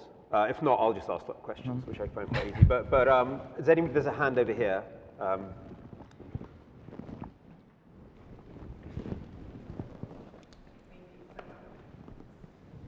Thank you. Thank you. Thank you. I'll do it like this. I want to get at the how to challenge it piece, and I really appreciate Salon taking us there a little bit with owning and sort of defining what democracy means to all of us. I have a question that I think, Rana, I think you may have been going down this path, which I think is a more difficult path.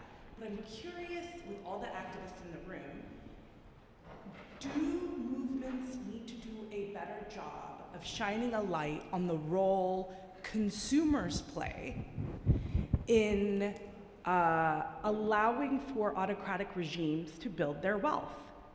I think many of us have goods, such as phones made with cobalt, right, from the DRC. I hear you, Sylvan. I'm with you. I don't know, check our shirts, where are they made, and how are we collectively allowing then for the autocrats to be aligned, which then makes it hard for sanctions to be effective and some of these other things. So where, is that a moment, and I know we have academics in the room, is that something that we can do a better job of integrating as a part of movement campaigns?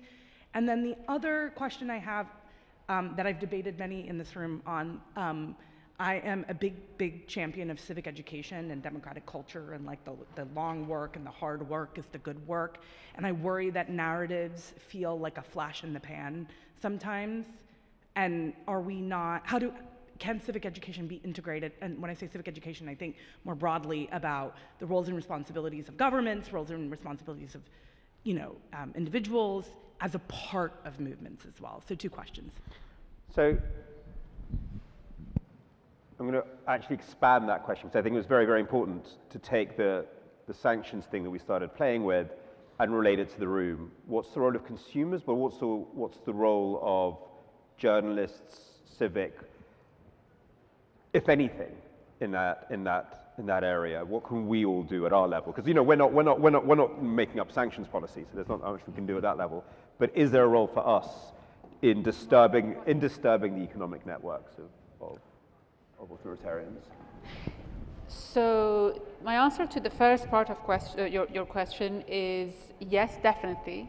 And it's not just about sanctions and autocracies. I think it's about, we need to be more conscious about what we consume, how we consume, and how we are enriching these regimes. And basically, we're enabling them to continue to suppress their people on various levels, on child labor and how they are abusing their own people, as well as how they are emboldened and they are able to support each other in suppressing their citizens. So on that sense, I think being conscious consumers and being aware of what is happening with the money that we spend on those goods is very important. But I don't understand the second part of your question. What journalists and activists can do about that? Well, Alexei Navalny in Russia was obviously, that was his great aim. By doing by redefining economic research, so he would expose corruption among Russian elites and how it's connected to corruption in the West, and then connecting that to a social movement. He was trying to create this new hybrid that was civic, which is a mixture of revolutionary movement with economic research and journalism. And he got killed for it. But I've often wondered that we need a sort of a Navalny-like movement throughout Europe to go after all of the cronies of various illicit networks in Central Europe in a country beginning with H. So that's exactly what he was trying to do. It wasn't journalism for the sake of journalism. It was, I'm going to research, I understand how this money flow works. I'm going to do I've analyzed the vulnerabilities in it. I'm going to break them there, partly by getting them to fight with each other, partly by putting somebody in prison, partly by scaring somebody reputationally. And I'm going to destroy that financial network through a mixture of protest, research, and also pressure on enforcement mechanisms. It was a very, very, very focused type of activity, which maybe that's a model for others. So I agree that there is work that we can do in that sphere, but we can't really implement it without the help of democracies. No, completely. Yeah. It has to. So we can expose all these networks. We can find all the corrupt network that are enriching these autocracies. But for example, we know a lot about the Russian dirty money in London and various properties and tax havens in which they are keeping their money. Up until the invasion of Ukraine, the British politicians weren't that interested. And then when the war happened, they reluctantly put sanctions on a few of the Russian billionaires. But the money has always been there. There's just no interest in pursuing those. So yes, journalists and activists are exposing these situations all the time, but without the support and help of politicians, who we all know many of them are also corrupt, there's not much we can do. I'm the pessimist again, I'm sorry. Civic education, I think that's so important. And also as something a little bit different from narrative. If we take narrative, I guess, as just the sort of, it's one definition of narrative, a slightly superficial, almost PR-like storytelling. I guess you mean civic education is something much more, a change in attitudes and behavior at a different level. Yeah, what can, I mean, I suppose what Canvas do is civic education, yeah? It's getting people to think and act differently in a structural way. So what are any comments on civic education? Yes, in my experience, for example, I learned something about the importance of that, because we have to understand the regime of the Havana is the oldest regime from the Americas.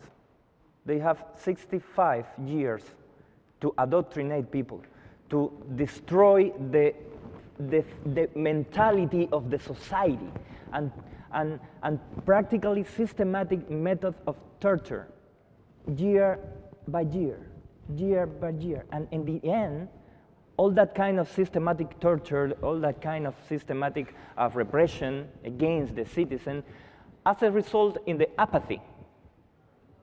And people prefer, don't speak, don't think, or take a bus and go to the United States, for example, than speak for your right or fighting for your rights. So, after 65 years, we have now a population inside the island who they don't know nothing about what democracy it is. They don't know nothing about how and why it's more important fighting for freedom. So we need to teach now people how is the democratic important is, who is the freedom, what we can do if we live in freedom. So the first tip, I have to say, is perhaps can be watch the ground of different movement of our society and give to this movement the opportunity to speak the opportunity to share his information in our cases. I want to know, as a Cuban guy, what is the work at for the activists in Thailand or in Egypt or in Bolivia. I need to know, because if I am a Cuban guy, I'm living inside a dictatorship. It's like a big cage with water and some rice, but it's a cage at the end. If I know how a young girl, a young woman in Bolivia fighting for his right, that fact can be my inspiration to fight for my freedom too. And this is another way to teach people how the freedom, we have to defend the freedom. I totally agree. I remember that in 2022 when the anti-hijab protests started in Iran, and it looked very promising. We were all very excited because we thought that, okay, this is just actually getting bigger. It was after 2 weeks, I phoned Sergio, I think he's on the speed dial for many freedom fighters, because I wanted to know what he thinks and whether he had any ideas, and we had this secret meeting, because as a BBC journalist I'm supposed to be impartial and I shouldn't really want to topple the regime, but of course I want to topple that regime. And what was fascinating was to hear the views of somebody who has done it and had a very interesting analysis, and he was monitoring what was going on in Iran, and he said, no, this is going to fail. And we were all very deflated because we thought, what? What do you mean this is going to fail? That this is going to work? He said, no, because you don't have clear demands. You just need to get 10 people in a room. You need a list of demands. Some of them have to be easier to achieve, and some you can't immediately go to regime change. I tried to relay that message to activists inside the country, but in the heat of the moment, nobody was interested in sitting down and thinking and learning from other countries and their experiences. The problem is that many of those activists were arrested, 500 people were killed, and now people are very, very hopeless. And between each protest, the regime has its own think tanks, it's preparing itself for the next round of protests. And what are the freedom fighters doing? They're either in prison or they're crying at home and grieving the loss of their loved ones. And that's the problem. So when at peacetime, we have to get together, we have to exchange notes, we have to educate each other about our experiences. We don't need to build the wheel from scratch. There are so many things that others have done, especially in the Arab Spring, for example. There were so many similarities, including ideological similarities between the regimes in the Middle East. But we didn't have that exchange, and that's what's missing. So this is the time to talk and be prepared for that golden moment that people have the opportunity to come to the street, but with a plan. Otherwise, they can be on the streets for weeks. And in Iran's case, the middle class people didn't join the protest because they didn't have any vision for the future. And they could see that this will just end up with their children being killed and no change. And they were absolutely right. Hundreds of people were killed and nothing changed. Having said that, things did change socially, but politically, the regime is now more emboldened. A few weeks ago, they deployed more forces on the street to force women to wear the headscarf. So far, they have failed, but they are just getting more and more harsh, and they're trying to push women back. So that's why these gatherings with all our activists, and I call a gathering of troublemakers from all over the world, we need to exchange notes, and we need to work together and educate each other about our experiences. So, yeah. I'm sorry, no, go ahead, please. No, I was going to do one of those summary moments before moving on to the next point. So if you want to go with this point, then do it. No, I try to explain, so sometimes people don't understand what kind of aberrated things had happened in a small country as Cuba, or Venezuela, or Bolivia, or Nicaragua. People don't know, and people think all that kind of narrative about democracy and human rights and protocols as convention, and the beautiful pictures of all presidents of Latin America each together in the same picture are, wow, this is the democratic space, look at them. No, it's another kind of bad education for the international community. So I try to use the theater as a leitmotif. Just give me 2 seconds All of you have cell phones, smartphone in your pocket, right? Can you put your cell phones in the air for a second? Just show me your phones. Now, imagine in this wonderful place here, you are watching a police abuse situation. And you decide filming and record it and upload to your social network. You can put your phones down. Thank you. Very careful. Well, if this situation happening in my country, I have to say all of you colleagues here will be imprisoned. Right now, this is the reality in my country. Hundreds of young boys, even childs, are imprisoned just for filming and upload to the social media the protest of 11 July of 2021. Because the security agent, the regime used that kind of transmission, or I say in English, say live, Facebook Live, or that kind of live streams, against them to put in jail for crimes as sedition, just for filming a protest, a demonstration in the street. So we need to speak very seriously about the how and what the freedom is to teach people and to fight for it. It's just that I want to say. No. Stefan? Well, I thought maybe we'll go on to the next question and I can sort of jump on it. But I think Nita rightfully so spoke to the question of long term. Unia says, yes, if we take our cell phone right now, we record, and then we upload, what will be as a result? You spoke of how when the moment was happening in Iran, and we all look at that as if this could be a turning moment. And I think as activists, we get to learn that we are in this for a long haul. And then two, I agree with you, the fact that we need to start sitting and talking. This for me, it's a feel-good moment. It's among us just talking like this. But then there must be times where we sit down and start actually diving deep down a bit more of what we're talking about. Because if it's just about capturing the moment, which these generations and now all our smart platforms that is providing, we will start creating this spike moment, and yet we don't build any movement at all. I think we are in the space where we need to learn how to build movement. Because if you look back, the anti-slavery movement, the anti-colonialism movement, and even the perestroika movement, those were movement. And it took some people a lot of time remaining engaged into a space with an objective, such that when you do that and the moment appears, you're able to capture the moment to achieve what you want to achieve.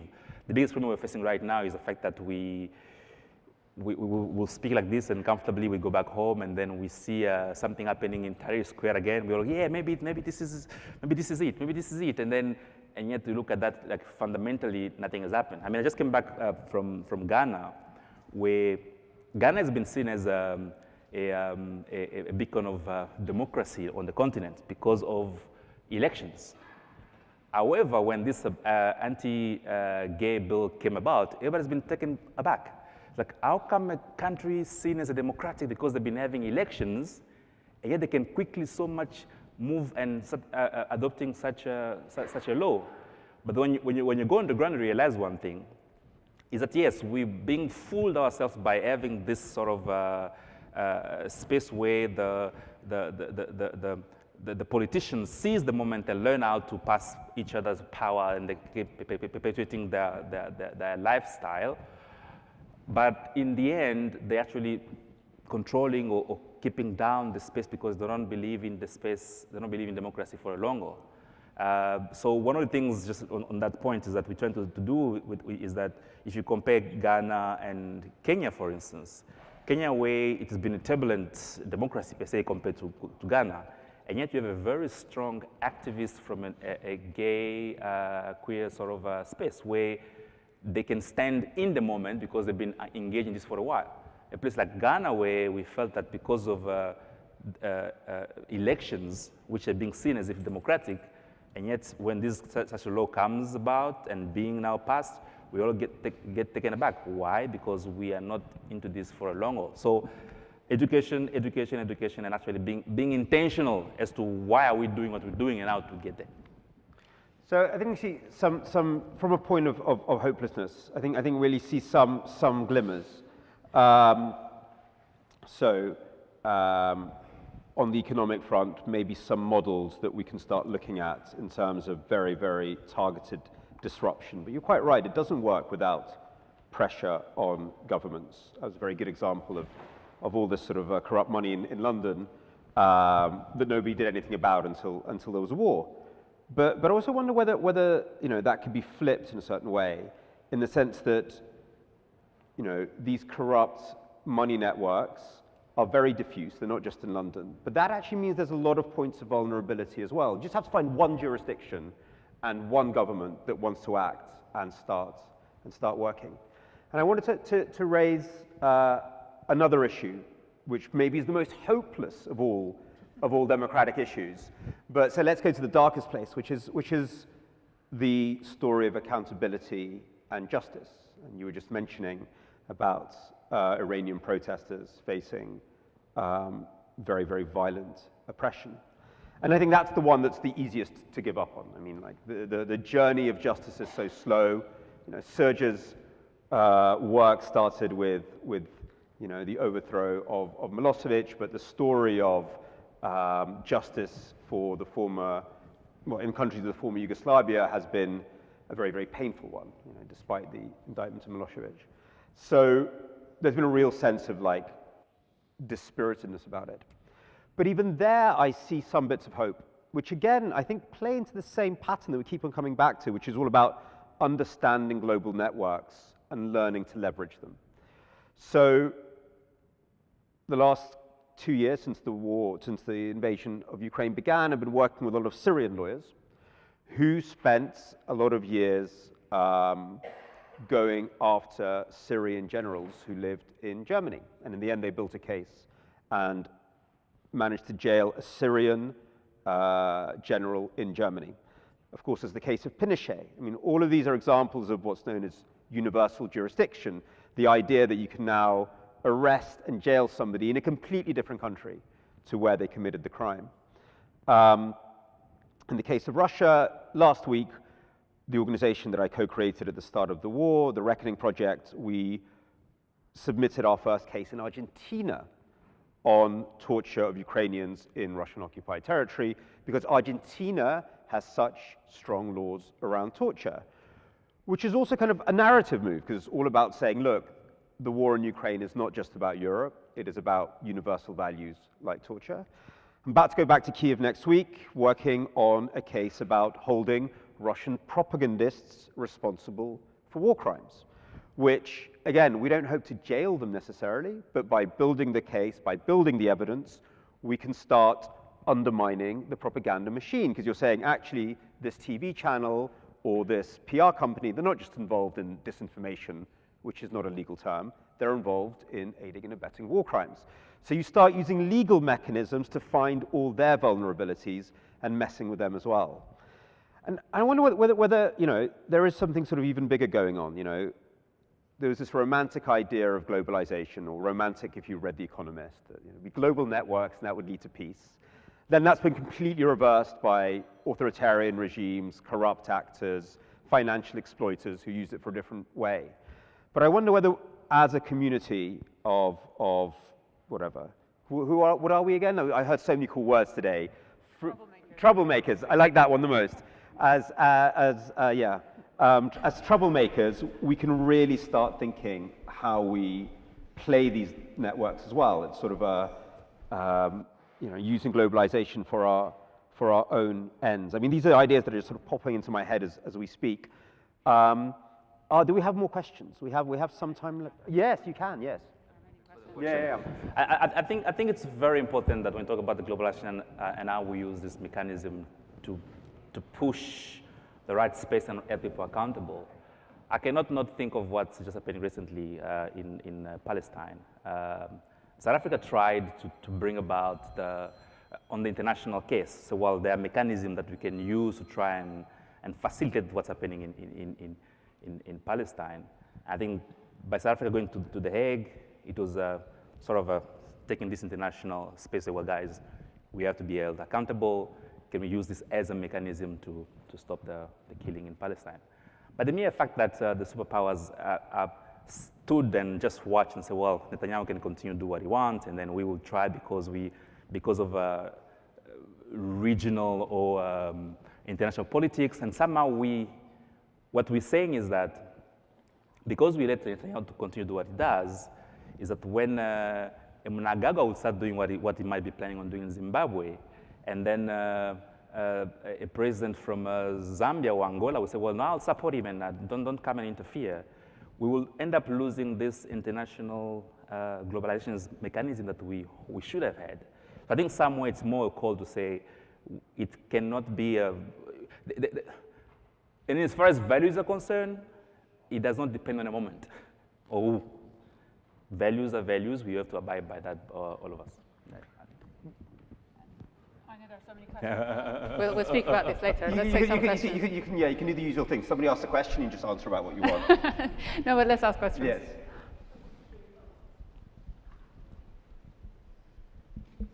Well, thank you to the university for hosting this magnificent panel and this event.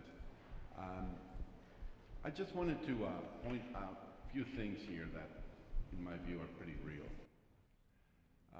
Countries are the ones that make changes to their leaderships. It has to be the country that initiate and does make the change.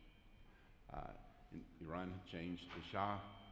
At one point, you know, they really did not like him anymore, and somehow, you know, we're still suffering from that change. The last Tsar was overthrown. We're still suffering from that change. But it is the people that make the change. Somoza was overthrown in Nicaragua. We're still suffering from that change. But they are the people that get up one day and said, no more to this regime. I'm changing it. Okay? So geopolitics is something that we cannot change. It's a fact of life.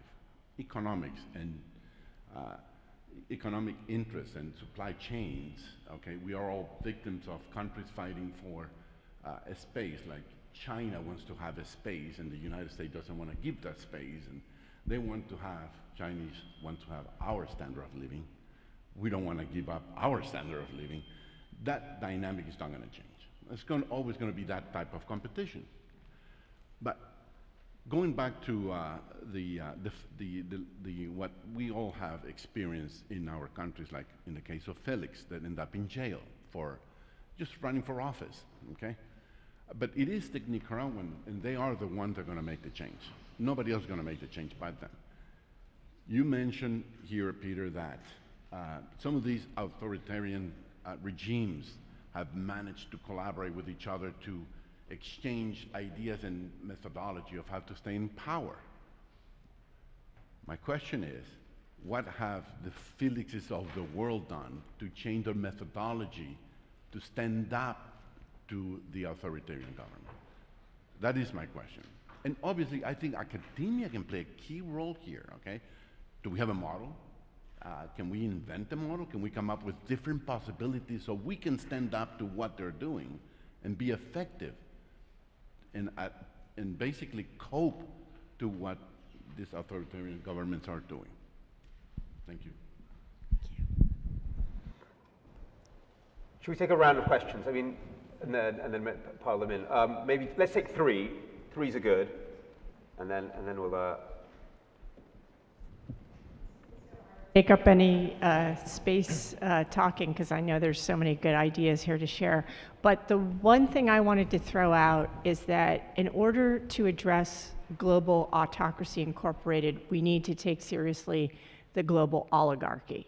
So the problem is that so much of what we're kind of talking about, this upper level sanction, it doesn't serve any of us. And so it goes back to this issue of people power and how to be more effective, which, if, you know, this is all I'm working on these days, is what makes tactics effective.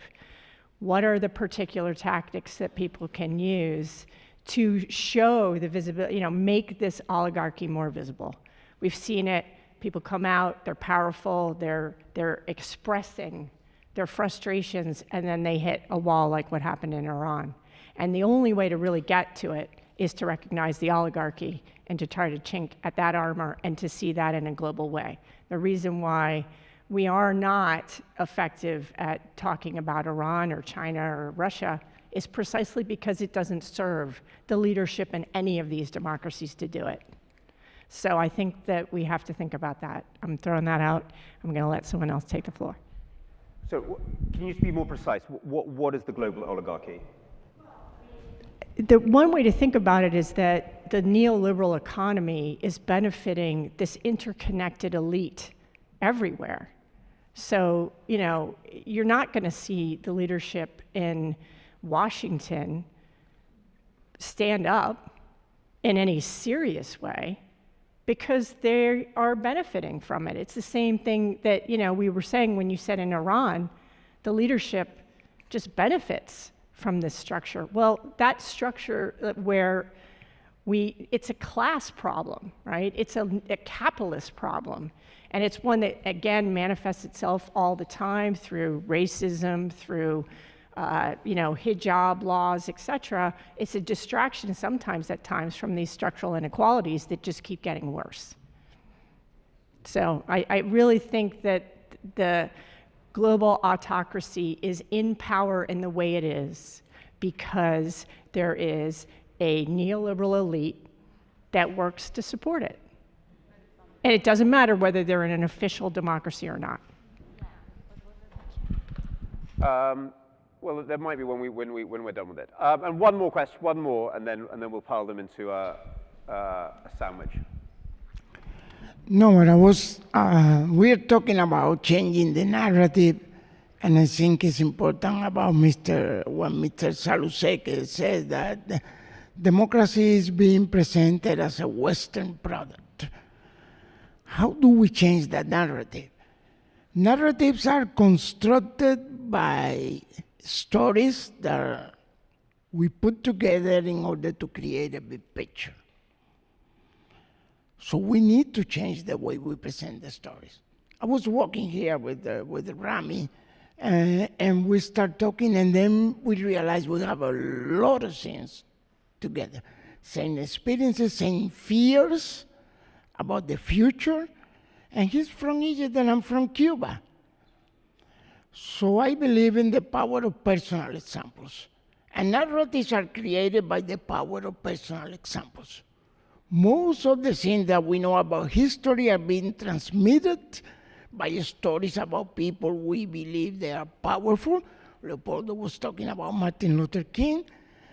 And I think it is important, something that Leopoldo mentioned, how can we divert from the idea of ideologies and present something that is common to everybody? What is appealing to the common citizen? There is a famous joke in Cuba, and Junior knows about that, which are the three biggest achievements of the Cuban Revolution, of the Cuban regime.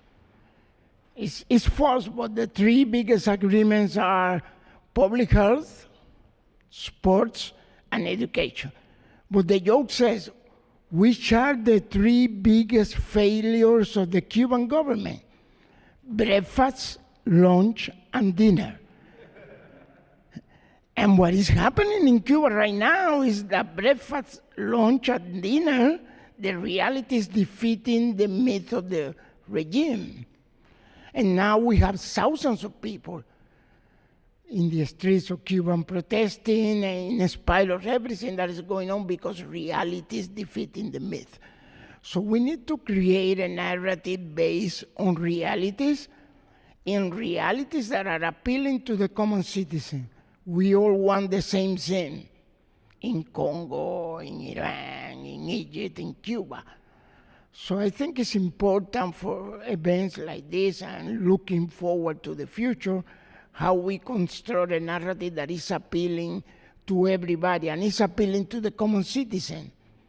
Because we are not going to change geopolitics, but we can change the attitudes of the people towards this geopolitics. And that's what produces change. That's what I wanted to say. I think answer to the previous question. So like, I think you've done, it's the ideal situation where they're like, brilliant, okay, we can move on. But does anybody want to address any of the points raised now? I mean, I want to say something about using the words of Omar. Omar said some personal example or something like that. And I understand, and I have to say, I always believe in the activism and in the defense of the values of the freedom as a personal thing to do, a personal battle to live. And I have to say, we need to understand all of us have a job to do in the battle against the dictatorships or a dictated autocratic or against a totalitarian ideologies in the world. All of us can do small things or big things, it doesn't matter, all of us have a job to do. Because many activists are in the world fighting for different causes and don't have a spotlight about his work, about his job.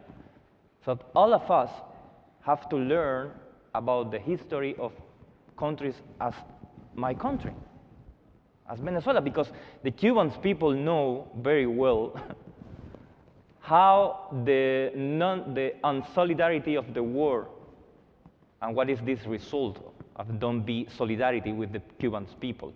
For many years, we are speaking in different places.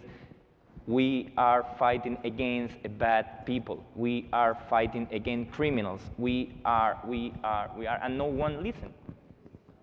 So after July 11 in Cuba, 2021, the world can see for the first time all the aggressiveness and all the machine of violence of the regime of the Havana. And in this point, the world say, oh, perhaps we can change the speech. Oh, perhaps in Cuba are a dictatorship. Oh, come on, guys. We live under dictatorship for 65 years. It's not from, we have political prisoners from the 60, 17, 18, even until today. So we need to build this another narrative, but we need to build this narrative about it from the facts, from the real facts. This is not about my opinion. This is about rights. I don't try to give you any truth. This is not about my experience in Cuba. This is not about the murder of my little brother. This is not about that. I close that circle because I need to fight for justice, not for revenge, as I told you in the beginning. So we need to understand this narrative, this new narrative, have to be from the truth. And the truth is in front of you you need just one click. Google is the truth. Hundreds of political prisoners, hundreds of Cubans dead in the sea, hundreds and a lot of people suffering hunger, no food for kids in my country, no electricity, no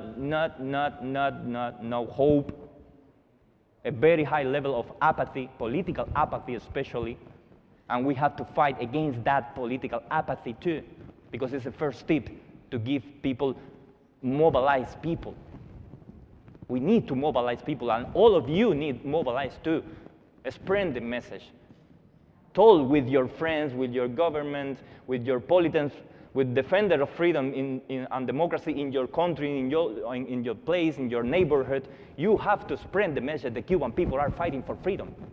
The Cuban people are fighting for rights, because the Cuban people have rights to the rights too. And we have to do this job. All of us, you know, I think we have one single enemy, are the enemy of freedom. We can say different model of activists. We have to be only one activist, because we have only one war to win. It's the war against freedom. Have sense? I'm sorry for speaking too much. It was very, very moving. Let's grab some last questions. We have 8 minutes left, so we're going to have to put them all in one bag and then try to answer them.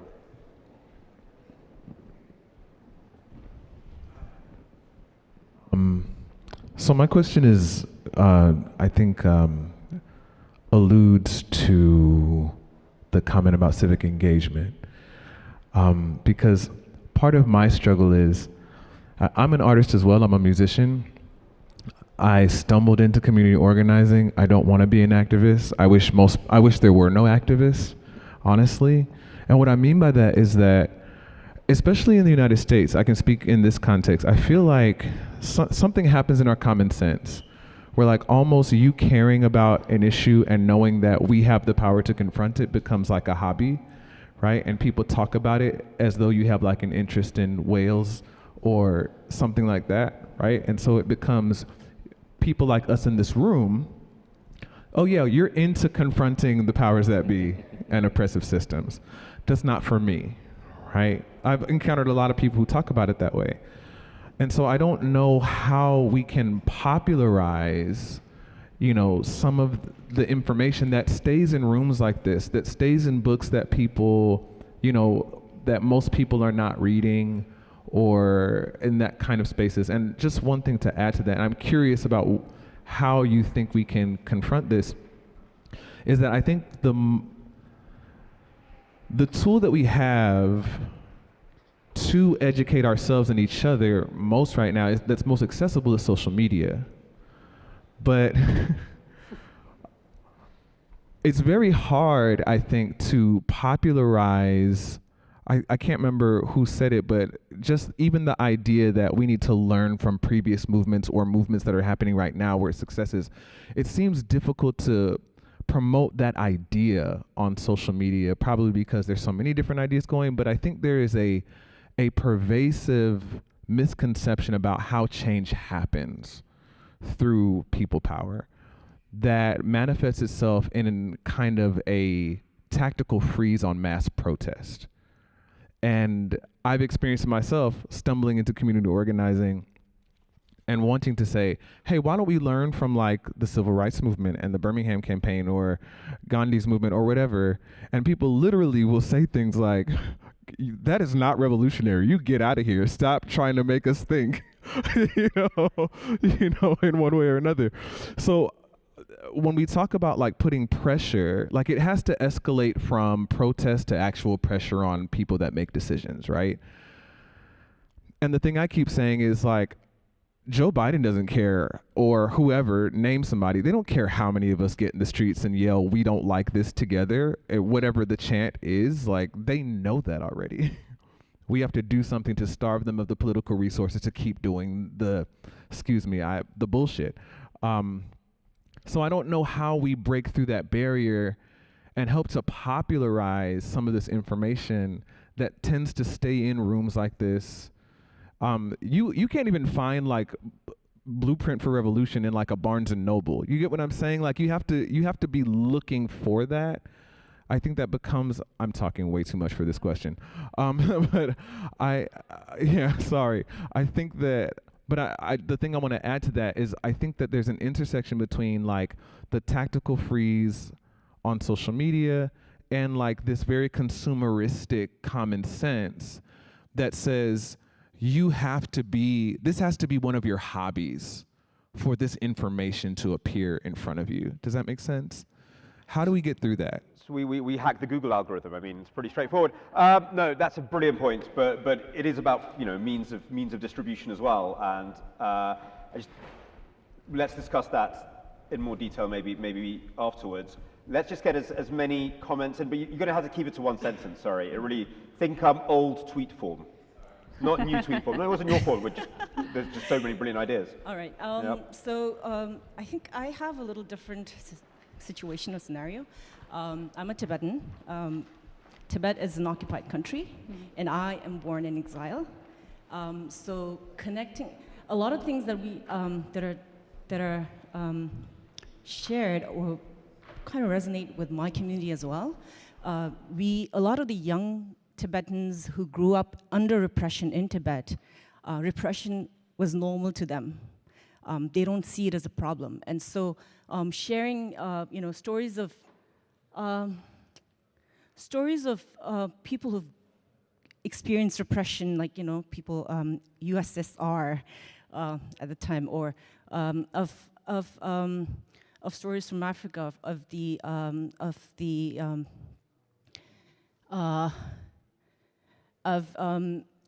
apartheid movements and stuff like that. You know, it's like people. It kind of awakes people's understanding of like, oh, this has happened. And what I'm going through is also some kind of repression. So that awakening takes time for people who grow up under the repression. And then another thing is, you know, and another example that I'll give you is for one of my friends who came out from Tibet, always believed that democracy is where people have the right to vote. And the extent of his experience of democracy is electing local politicians in Tibet who are candidates appointed by the regime. And so when he came into exile, he was able to participate in the voting system in the exile community. And that was his first experience and understanding of democracy, where you are able to choose your own leader, or you are able to choose your own representatives. So I feel like, and another thing, sorry, it's getting a little long. Another thing that I've resonate with is you know, educating people about past movements with success. Always sharing victory stories of different movements give people hope, and that hope gives people inspiration to take action. So that is something that we are also seeing within Tibetans in Tibet. What, 2 hands, but we have 1 minute 54 left, so just be cognizant of that. Sorry. No. I'll be very quick. Please don't apologize. So my question is on this changing the narrative behind democracy, moving away from it being a Western concept to being more focused on human rights. And I'm thinking of perceived neutral international organizations. My question is on their role in changing this narrative, like the UN, like the World Health Organization. How can they support this change in narrative, and how can they also support like social movements at the grassroots level? No, at the back. Who wants to take how can the UN help? Who's going to do thank you. My name let's have a is... positive UN thing, not a negative one. It's too easy to be down on the UN. It's too easy. Yes, sorry, go for it. Yeah, thank you. My name is William. I just need to respond to how do we challenge autocracy. This is what we do back home. A journey of 1,000 miles starts by a step. Many politicians in Africa get spaces because the communities give them these spaces. In Uganda, we realize legally for a politician to speak in a year, it's less than 15 times. How does this happen? You have less than 5 religious days in a year. You have less than 5 national function days in a year. And you also have less than 5 international days in a year. The rest of the days are given by the community for them to speak. And this is where they make the wrong narrative in their favor. What do? We tell communities, do not give them space to speak. At functions like birthdays, like marriages, like whatever function it takes place, then they feel the heat of the kind of spaces that you are negotiating with them. Then 2, for politicians who are on social media, do not follow them. How much they tweet, how much they post, whatever thing they do. This morning I was sharing with a colleague. I gave the colleague one of the pages of a prominent politician who writes policy documents for my president back home in Uganda. Every time he tweets, he sends money to university students to follow him, buys data from them. But you realize it's less than 20 retweets and 20 likes. This, in my view, brings a sense of accountability. Why do we start it at a local space? You see, we are discussing a global kind of system where the local space is least talked about. So we need to start it from the local base, from where I'm coming from. And this is how it trickles into the global space. And it is exactly what we do in Adjumani. We don't give them any space for anything. They drive their big cars, they sleep in fancy houses. We tell them, be blessed in your houses, be blessed in your cars, but we don't give you space. When we organize for, like when I go for prayers, you realize they connive with the priests and also the religious fraternity, paying them hefty money. If they are given space to speak, the churchgoers walk out so that they are left with a free room like this to speak to. If the moment we do this, politicians will come back to our knees and we'll have a better space to negotiate with them. Thank you. What a lovely speech to make real the vapid phrase, local and global, and the global is the local.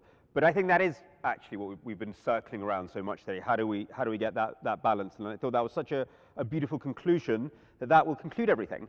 But if anybody has private questions they want to ask the panelists about what the UN can do, then let's discuss. And also I think your question about how do you get this stuff in people's faces is really, really, really important. So now I'm going to end with a quote from Sergio. In 2022, we had this off-the-record meeting. I invited some fellow Iranians who were very distraught. And when they heard Sergio, they said, yeah, but Iran is different. And Sergio said, everybody thinks that the dictator is the worst. But yes, the dictators are different, but then they are very similar at the same time. And you need to find the cracks. And we can learn from other dictators' cracks, and that's where we can hit them.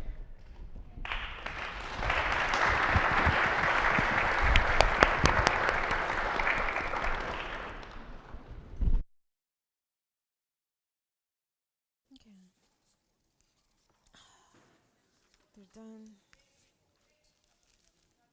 Yeah. All right. Thank you very much, guys. That was amazing. Thank you for the amazing sharings.